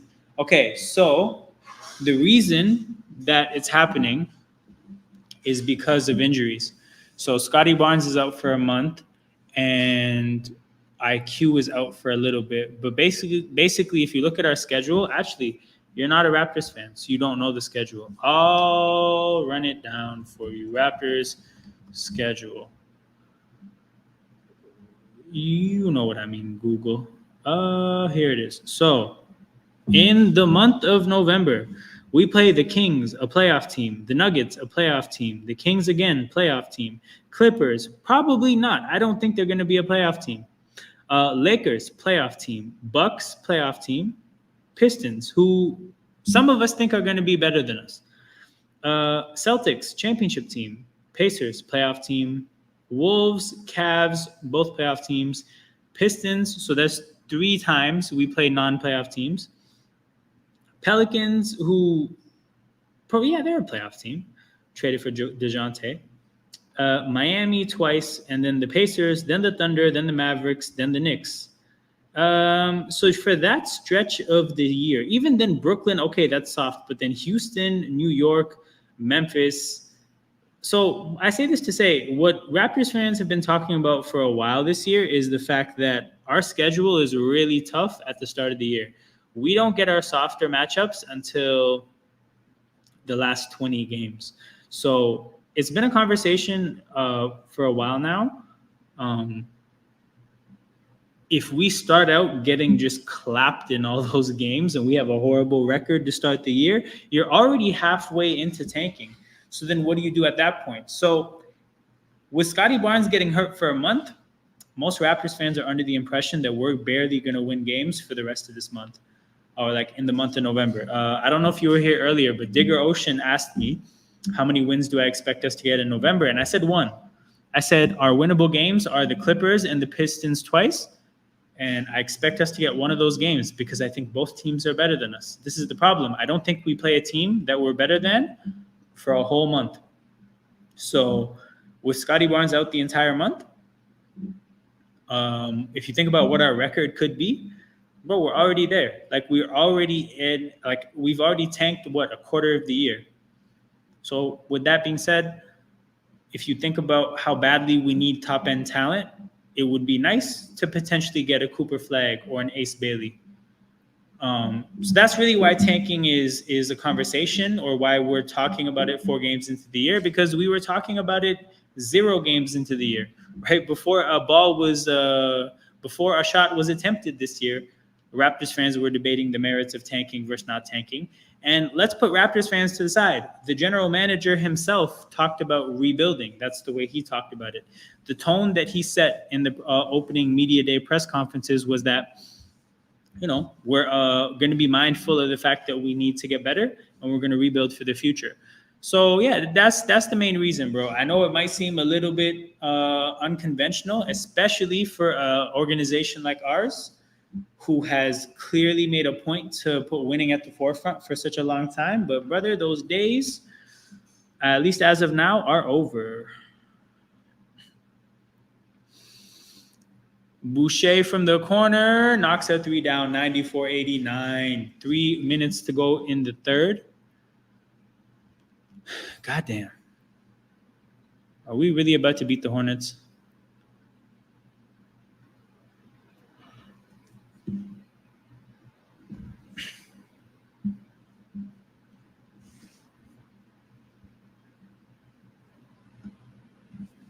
Ochai misses front rim battle, hustling hard for a rebound. Foul called on Cody Martin, I think.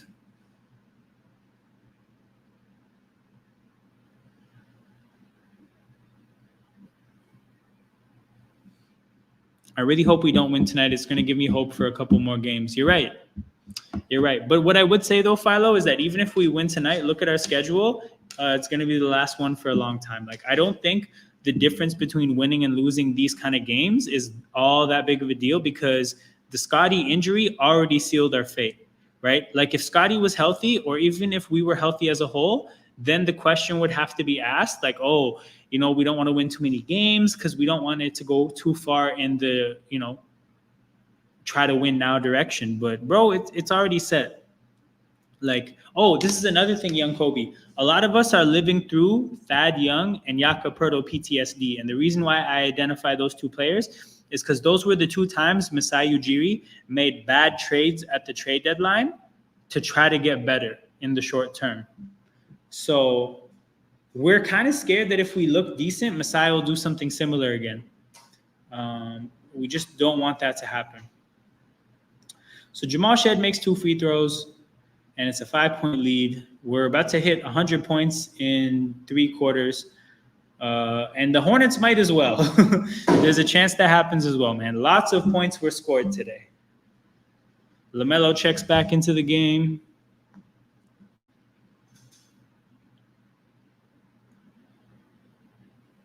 Both teams in the bonus.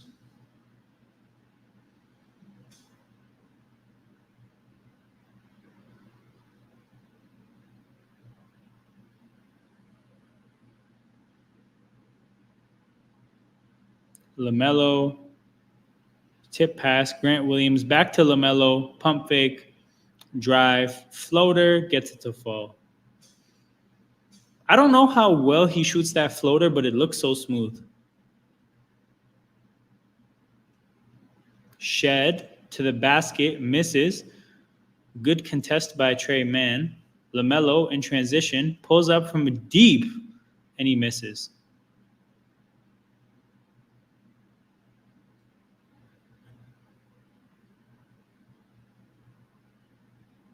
Ochai as the roller gets stripped. 4-on-1 for Charlotte. LaMelo pulls up from 3, knocks it down. 96-96. 1:28 to go.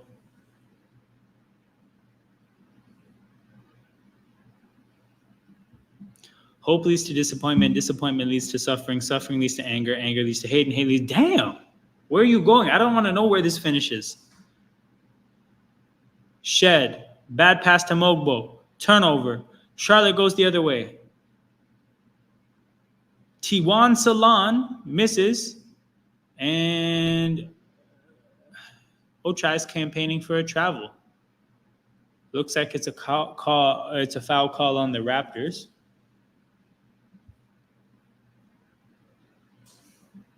Yep, free throws for Tawan Salon. I think that's how his name is pronounced. If I'm wrong, please let me know. He makes the first free throw, giving the Hornets their lead back. And he makes the second one as well. Battle checks out of the game. How many fouls does he have? I'll forever remember the fact that he fouled out in 14 minutes. Hilarious thing to have on your resume. Oh, that was his first foul.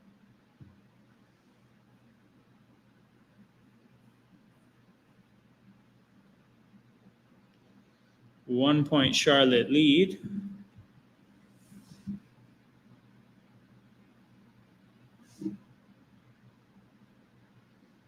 Thankfully, the Hornets look like they will pull this out. I can't lie. Their rally here has been very, very impressive, and I'm glad they're doing it.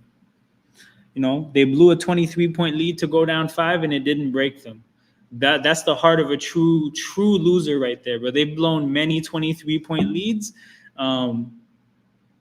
They've been here before. They've done it. It won't phase them.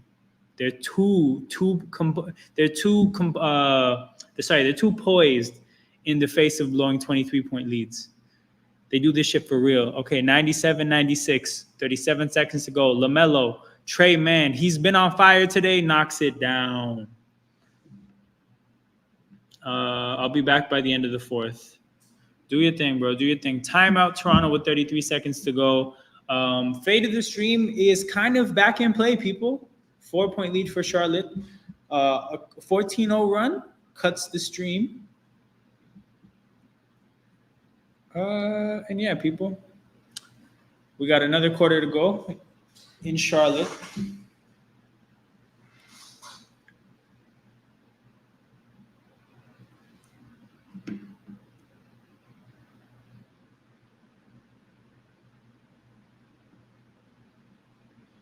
Does Grady have his career high? Grady has 23, so Grady only needs 5 more points to hit to set a new career high. I can actually do this on stream stats. Okay. So the starters, Yak has 16 and 12, efficient. Grady, oh damn, 9 for 11 shooting. Efficient day for him as well. RJ, you see the 8 assists there, clearly taking on a playmaking role as a bit of a hub offensively. 5 for 10 shooting, not so bad. JMO, 11 and 4, only missed 2 shots, a block and a steal. Grady has 3 steals. That's impressive. Davion Mitchell, horrendous shooting, but 8 assists. How many turnovers does he have? Only 2 turnovers. A 4-to-1 assist to turnover ratio. Off the bench, Ochai. Damn. Okay, we got 30 points off the bench. Battle 0 for 2. You know that's not gonna last. You know what? Fair. Oh shit! Cody Martin hit a 3. It's a 7-point game. Well, damn.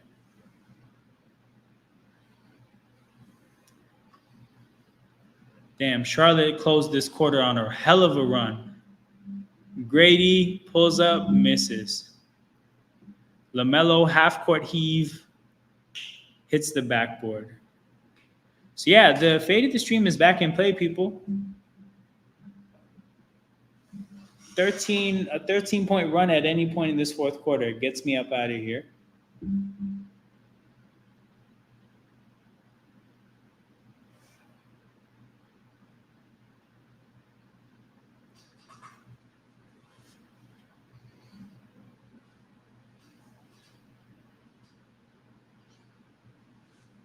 But yeah, went through the schedule. Let's see what's going on in the NBA. Damn, the Lakers are getting slapped. What do you think of the Knicks starting 1-2 and in danger of going 1-2 starting in danger of going? Just need some time to gel or a bad trade? Um, so I don't like the trade, but I think it's inevitable that that trade wasn't going to go good. In terms of the team as a whole, and let me look at where they're at in terms of injuries. So they're just missing Precious and Mitchell. Damn. Okay. So I think the issue is that the centers that they've had have been Hardenstein, Mitchell Robinson, and what else? Who else has been on that team from a center standpoint? I want to see if I'm missing somebody. Who did they have last year? Oh, Precious played some five as well. Okay, so here's the issue, right? I remember hearing people talking. Oh, Jericho Sims. Okay. So I remember hearing somebody talking about Dwight Howard when he went to the Rockets, and how the issue with that is that the year before, when the Rockets were better, they played with Omer Ashik, and they had a way of playing that never involved having to dump the ball into the center and just letting him cook, right? And I remember just hearing, because like again, I thought that the Rockets had to, like, I didn't think they could get worse by subbing out Amir Sheik and adding Dwight Howard. I didn't think that was possible. But it happened. So when I tried to learn why that happened, that's what I got from basketball people, is that, yeah, the way of playing, just because you got better on paper, they never were used to playing when having to give the ball to the center. I think when they had guys like Hardenstein, guys like Mitchell, Jericho Sims, these are guys who just fit into the system or the way of playing. A guy like Cat has, if you think about who he is as a player, his whole life he's been a number one option in the NBA, because he was a number one overall pick to a down bad Minnesota franchise. And sometimes I think there's an issue in player development when a player never has to earn their role. So I don't think Cat had to earn his role as a number one guy. What I mean by that is he never had to do anything to be given that status, right? He just got it because simply the team was really bad. Somebody had to fill the void, and he was a number one overall pick. So, I mean, I don't think he's used to fitting in. I mean, again, Ant came eventually, but I don't think he completely ceded to Ant up until maybe the end of his Minnesota career. But this isn't a player that has too much experience at the NBA level fitting into a team. So I think that's the big issue. He's not used to fitting into a team. He's used to things kind of running through him. And the Knicks are used to, again, having that center being a completely different kind of player. So the Knicks have to essentially find a new identity, and they have to find a new identity in this like microscope where everybody is focusing on them. They're the Knicks first and foremost, but they've made all these big moves. They've made a ton of investment. Grant Williams hits a three. They made a ton of investment. They traded 5 picks for Mikal Bridges. There's a random hitch in his jumper. So, I think their ultimate fate might be that they need time to gel. Like, they need to gel from the standpoint of they need to get better, but it might not happen this year. Like, hold on, let me see if I can find a better way to say it. Okay, they need to gel, but their problems may not get fixed in 1 year. It might be a next year thing.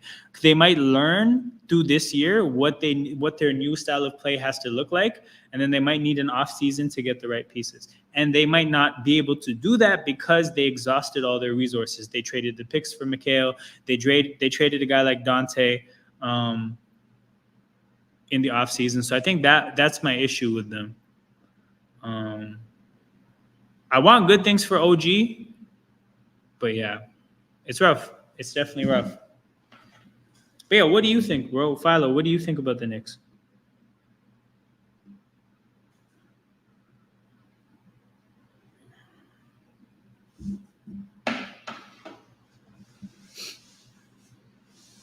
10-point game I'm seeing on the scoreboard. In front of me, though, I see a 12-point game. I guess RJ hit both his free throws.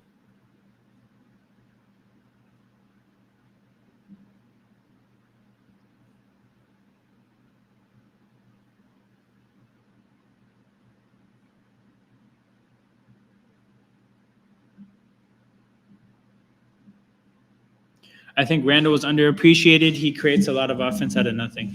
Yeah, I think he's the guy where you put him in late clock situations, or you have nothing going on, kind of a situations, and he can create out of nothing. I can see why a team with championship aspirations may look at that and say that's not the best suited to playing like high level championship level basketball. I could see that assessment being made, because I think from Minnesota's standpoint, it was a financial decision. They had to get off of Cat's money. I don't know if they were like thrilled to have Julius Randle, but yeah. How much time did Randle miss last year? Because I know he missed a good chunk of the year. Did they make their playoff run without Randle? Grady goes to the basket and gets fouled. So Grady will get up to 25 here. He should be 3 points away from a new career high.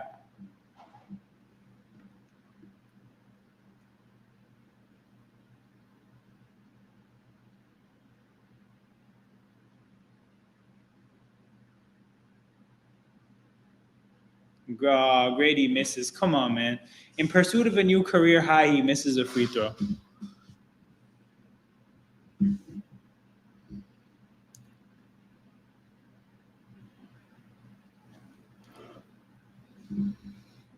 (109) 100, 9-point lead for the Hornets.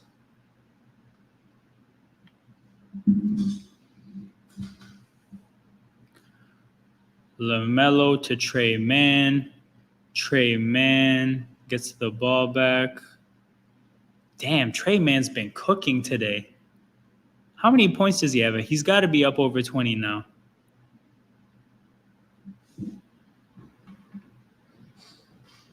How many points does young Trey Mann have?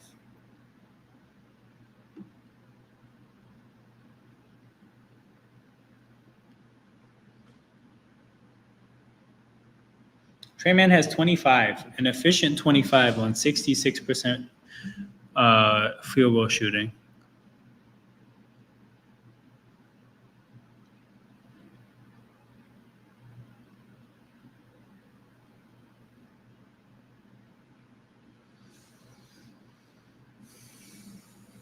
Trey Mann was on the Spurs, right? The Spurs really... hell yeah, Philo. Appreciate you for coming out. Catch you next time. The Spurs really had a era, or like a little run here, of just finding hella guards and nothing else. Too many of one type of player. Grady checks out for Battle. Hopefully he sees the court again to get that career high. Bridges from the corner, air ball, and Davion puts LaMelo in a tough position there.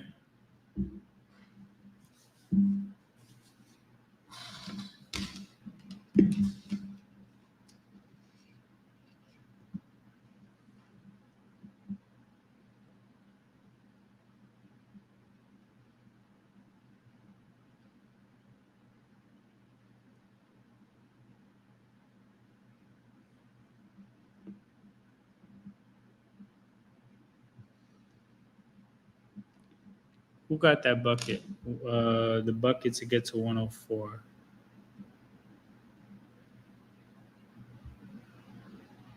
Shit, we got the game to a 5-point game? All right, so Perdo, hold on. It says Raptors makes 2-point jump shot. So we made this shot as a team? Say less. Let's see how that looks. What does a bucket by the team look like?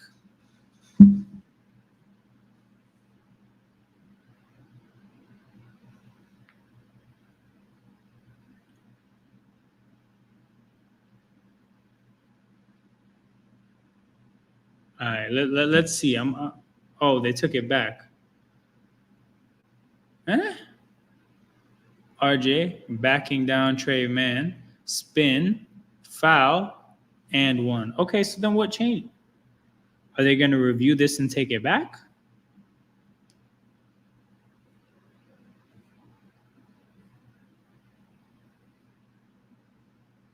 Oh, they're going to call this foul on the floor before the shot attempt.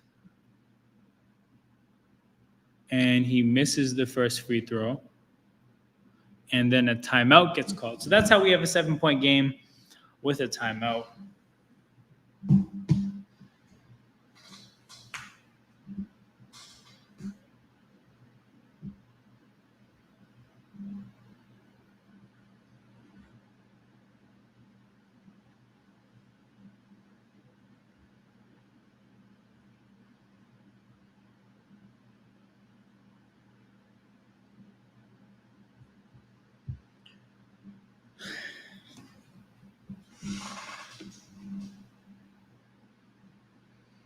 $8:24 to go.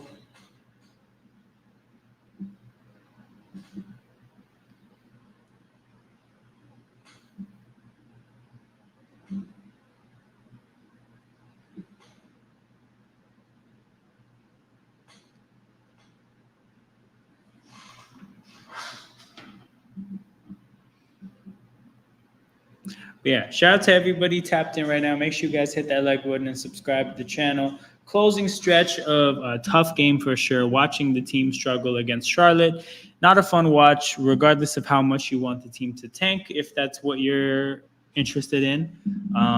Like I said, people will be back on Saturday with another live stream for Raptors and Kings, which will be the day Vince Carter gets his jersey retired, the first retired jersey in the history of the Raptors, even though like 7 other guys have worn the jersey after him. Kind of a weird setup, but that's what they're going to be doing, and we'll be here to watch it with you guys. Yeah, that one should be a fun watch along for sure. Going to put Vince Carter as the Raptor in the thumbnail, so it'll be like Vince and DeMar probably. But yeah, that should be a good one. Not from the basketball standpoint. DeMar is probably going to go crazy. It is going to be DeMar's first game in Toronto after the Not Like Us music video, which I don't think deserves any kind of a reaction, but I think somebody in the arena will react to it. So that'll be something else to watch. But yeah.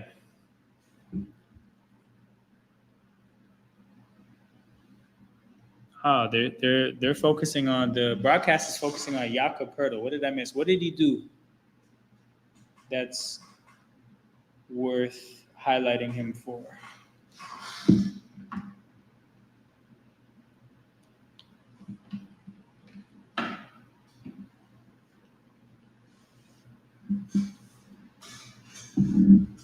Tonight, he has 20 and 15 with only 3 missed shots. Nice.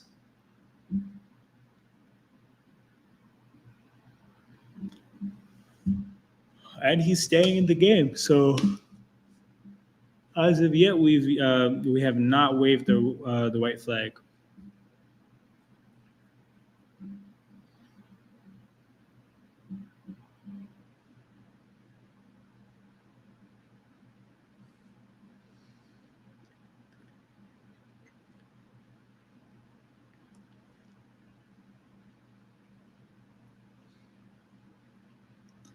LaMelo guarded by Davion. Foul called here on Davion.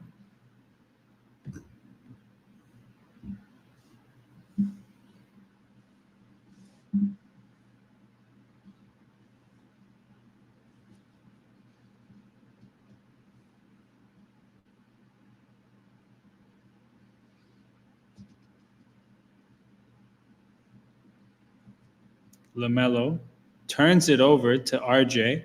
2-on-2. RJ right to the basket, gets the shot to fall. 111-106. Just under 8 minutes to go on my stream. And it says that Cody Martin's going to make a 2-point step back jumper. He has the ball right now. I'm trying to see. Does he just – oh, damn. Cody Martin hero ball, man. What the hell am I watching? What the hell am I watching?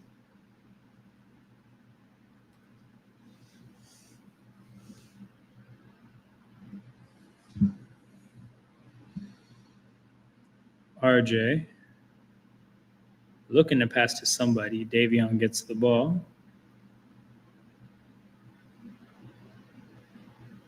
Jamison battle to Pirtle.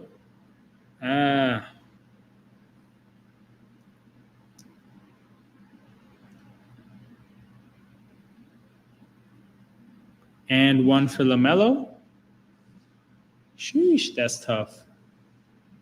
Good shot through the contact.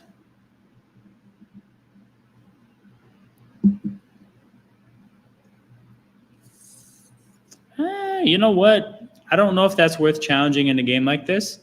I feel like RJ may have gotten set, though. RJ checks out of the game. He didn't foul out, did he?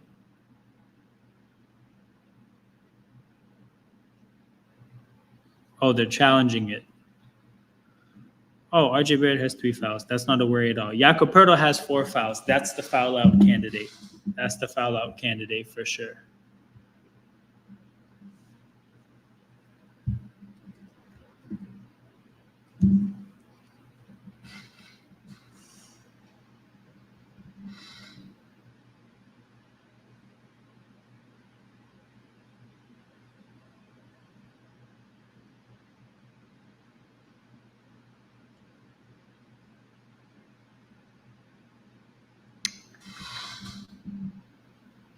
My chair makes a lot of noise. That must be pretty annoying.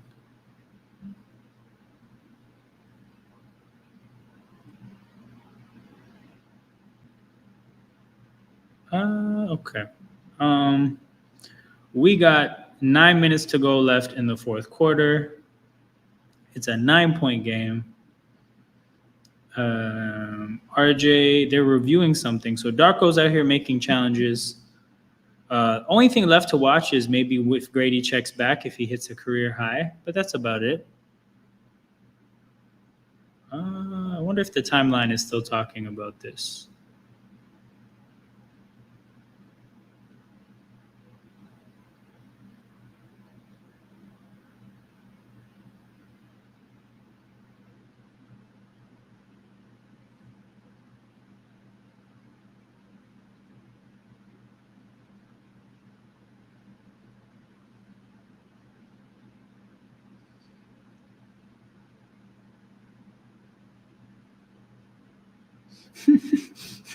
Samson Folk tweeted, Jonathan Mogbo has had Miles Bridges in prison.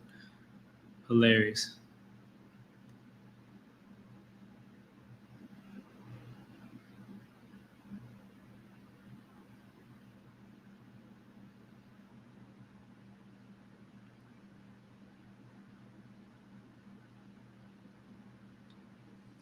Raptors undo all their hard work with 5 straight turnovers to close the third quarter. So many unforced errors. Very frustrating, but they have shown an ability to lock back in.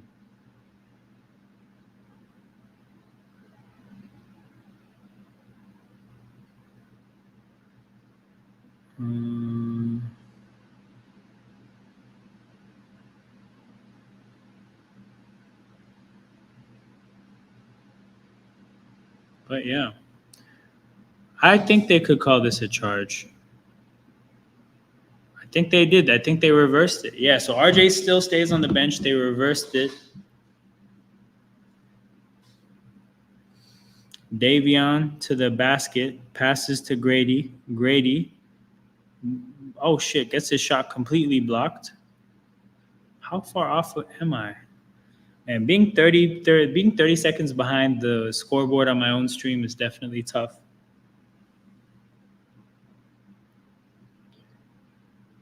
Mogbo to Davion.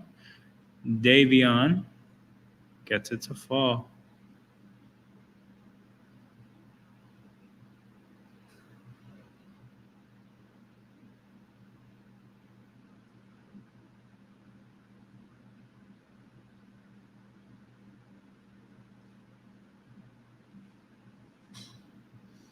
LaMelo, one-on-one with Poeltl. Miles Bridges in the corner, misses. Oh, Grady tipped it away from his own man to Trey Man. LaMelo in the corner misses. And then Nick Richards tips it in. Oh, God, this is tough to watch. I hope there's no stoppages in play, man. I hope the rest of this game goes quick. Mitchell, floater, it falls. 115, 110.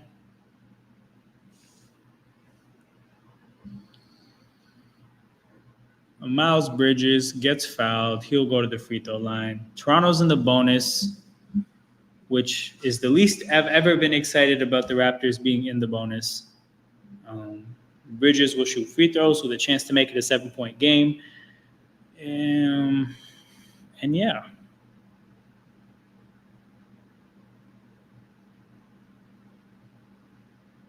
Closing lineup here has Battle on the court. Grady just checked back in, so Grady's going to go for his career high. Shed checks in. Battle checks out. RJ checks back in. Ochai checks in for Jakob Poeltl. Holy shit, we're going small. Mobo at the 5. RJ hit the 4. I'm not kidding, people. We have a crazy small lineup here.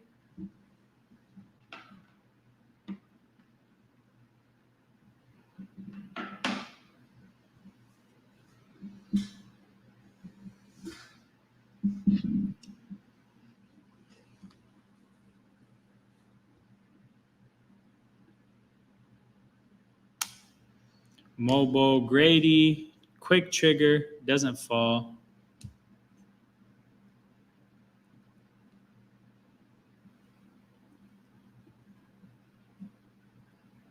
Bridges to Nick Richards. Nick Richards gets the basket to fall. 9-point lead, 5 minutes to go.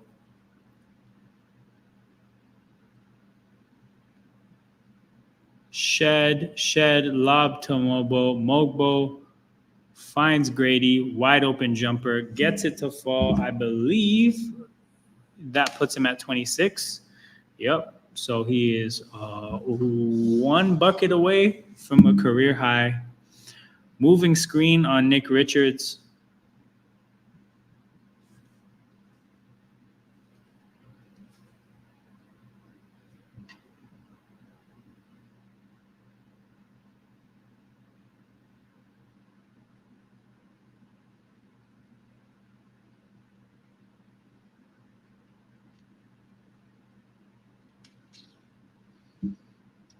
Mobo, high post, RJ, pump fake, shot goes up, shot goes down. It's a 5-point game. Just over 4:10 to go in the fourth on my stream. Again, an incredibly small lineup here. I think this is the smallest lineup I've seen all year. RJ at the 4, J-Mo at the 5. This is definitely a response to Charlotte because it's not something we've wanted to do. Grady takes a charge here. His eyes are at the 3-point line looking for a pass. I don't think he accounted for the fact that Seth Curry was right in his path. Actually, you know what? No, he brought his head down, or not down, forward at some point. So he knew what he was running into. Offensive foul there. Man, Charlotte scores in quick succession here. What the hell? I'm still at 119, 114 on the stream. And my own scoreboard shows me that Charlotte has a 10-point lead. Cody Martin, how many points does he have? Him and Trey Mann, man, career nights.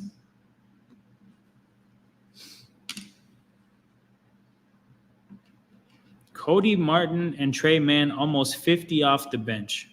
Good God. RJ, step back 3, puts it up, misses. Ooh, I'm seeing Grady got fouled. Okay. So that's his chance to set a career high.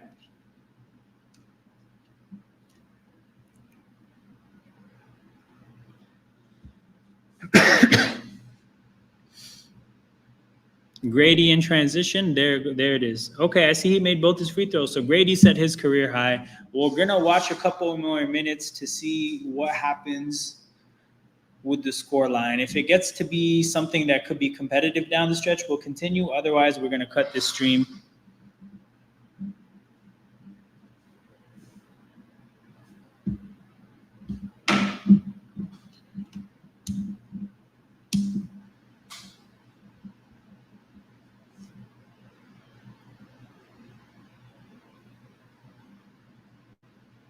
Wait, Jakob Pertl's checking back in? What the hell? They're making a push for it? All right. All right. All of a sudden, we're done. Oh, Lord, my Celtics are about to lose to the Pacers. It's all good, Jared. That's going to be your first loss of the year. It'll be okay. You'll be fine. But shout out to you, though. Good to see you. Bro, Jared, Texans tomorrow. We're going to be watching on Thursday Night Football, In Motion Football, live stream. We will be there.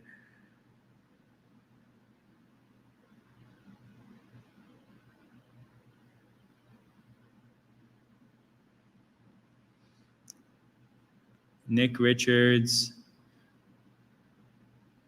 Man, hell yeah, we will be there, man. Texans, banged up. Tank Dell is the only receiver. It's not that they have it's the only receiver. John Mechie is there. Fun fact, John Mechie is from where I'm from. And I actually know people who played like football with him when he was like on younger teams, like before high school. But yeah, John Mechie is from Brampton, Ontario, Canada, which is where I'm from. So personally, we'll be rooting for John Mechie tomorrow. But yeah, no Diggs or Collins tomorrow, man. 11-point game here. This one is over. As soon as the Raptors pull the starters, I will be pulling the plug on this stream as well. RJ gets fouled, and we'll shoot free throws down 11.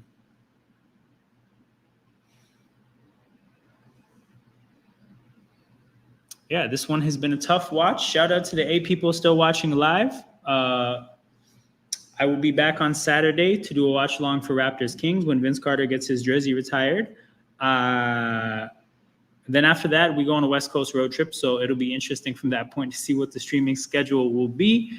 But I talked about it, Jared Brown. I've been talking about it. You've definitely been there to be a part of the conversations as well. But yeah, I will be back on Saturday for Raptors Kings. This one was a fun one. For those of you guys who are Raptors fans, at some point we're going to be doing Duke and Rutgers watch-alongs to scout for the top of the draft because, as us most Raptors fans know, that's where we're going to be. We're down 9 to the Hornets right now. Scotty out for another month. Quickly. Oh, what a block by Ochai. Quickly, he'll be back at some point, but losing Scotty's huge. We play a lot of really good teams. RJ pull up from 3 to make it a 6-point game. You know what? Let's get some drama down the stretch. Let's see this team execute in late game situations. You guys are going to be a top 3 pick, I think. Hopefully. That's the hope. Nick Richards tries to dunk on Davion Mitchell to end this game with emphasis.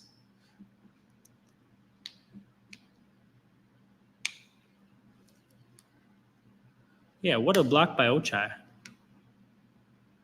One of the few bad plays Trey Mann has made today. But yeah, to the 8 people still watching, make sure you guys hit that like button and subscribe to the channel. Those are 2 very important forms of engagement for the growth of a YouTube channel. YouTube learns which content should be pushed out to more people based on what content gets engaged with more. So their content is free, but I accept payment in the form of engagement, people. That's how it works here. By the way, Judge robbed Freeman. Oh, I haven't seen anything in baseball happening tonight. Let me see. MLB playoffs. Oh, shit. It's 5-0 Yankees. What did he do to rob him? I'm unfamiliar. I haven't watched anything. RJ with another 3, making it a 5-point game.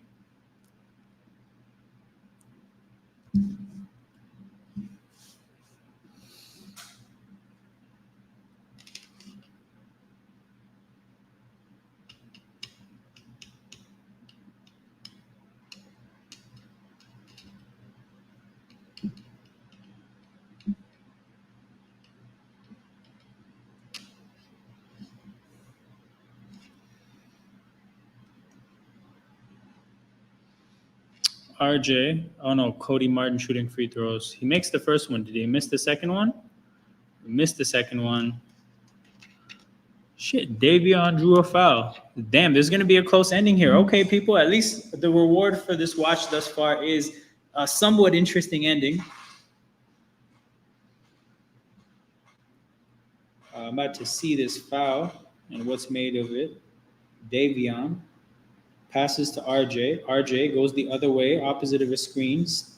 Step back, pump fake, pass to Davion. Davion tries to go around LaMelo, draws the foul, he misses a free throw, makes the other one, makes it a 5-point game. What happened to Barnes? Nikola Jokic hit him in the face with his forearm, fractured his orbital bone. So that's the bone right around your eye. When you break a bone right around your eye, you got to be cautious with that stuff. You can't be risking eyes out here. So that's what it is.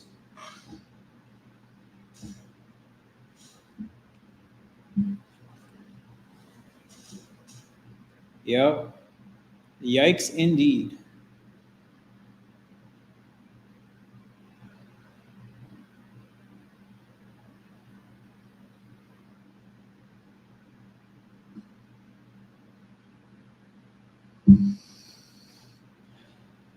Oh, 130 to 125, 117 to go in the game.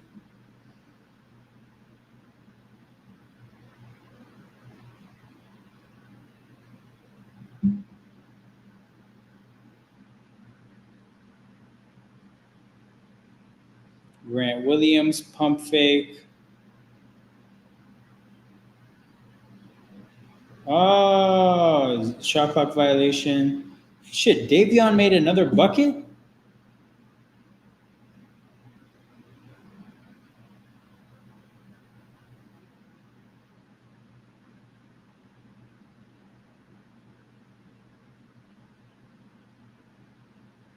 It's a 3-point game.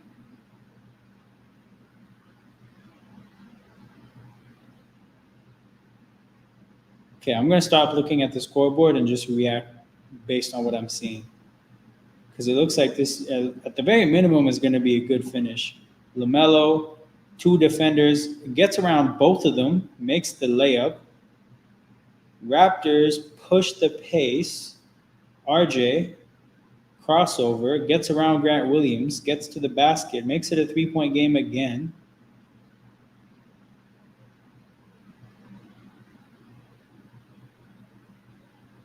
Trey Mann is fouled.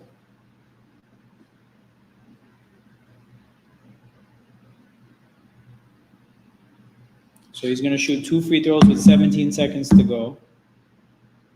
I guess the Raptors are just going to play the foul game from this point onwards.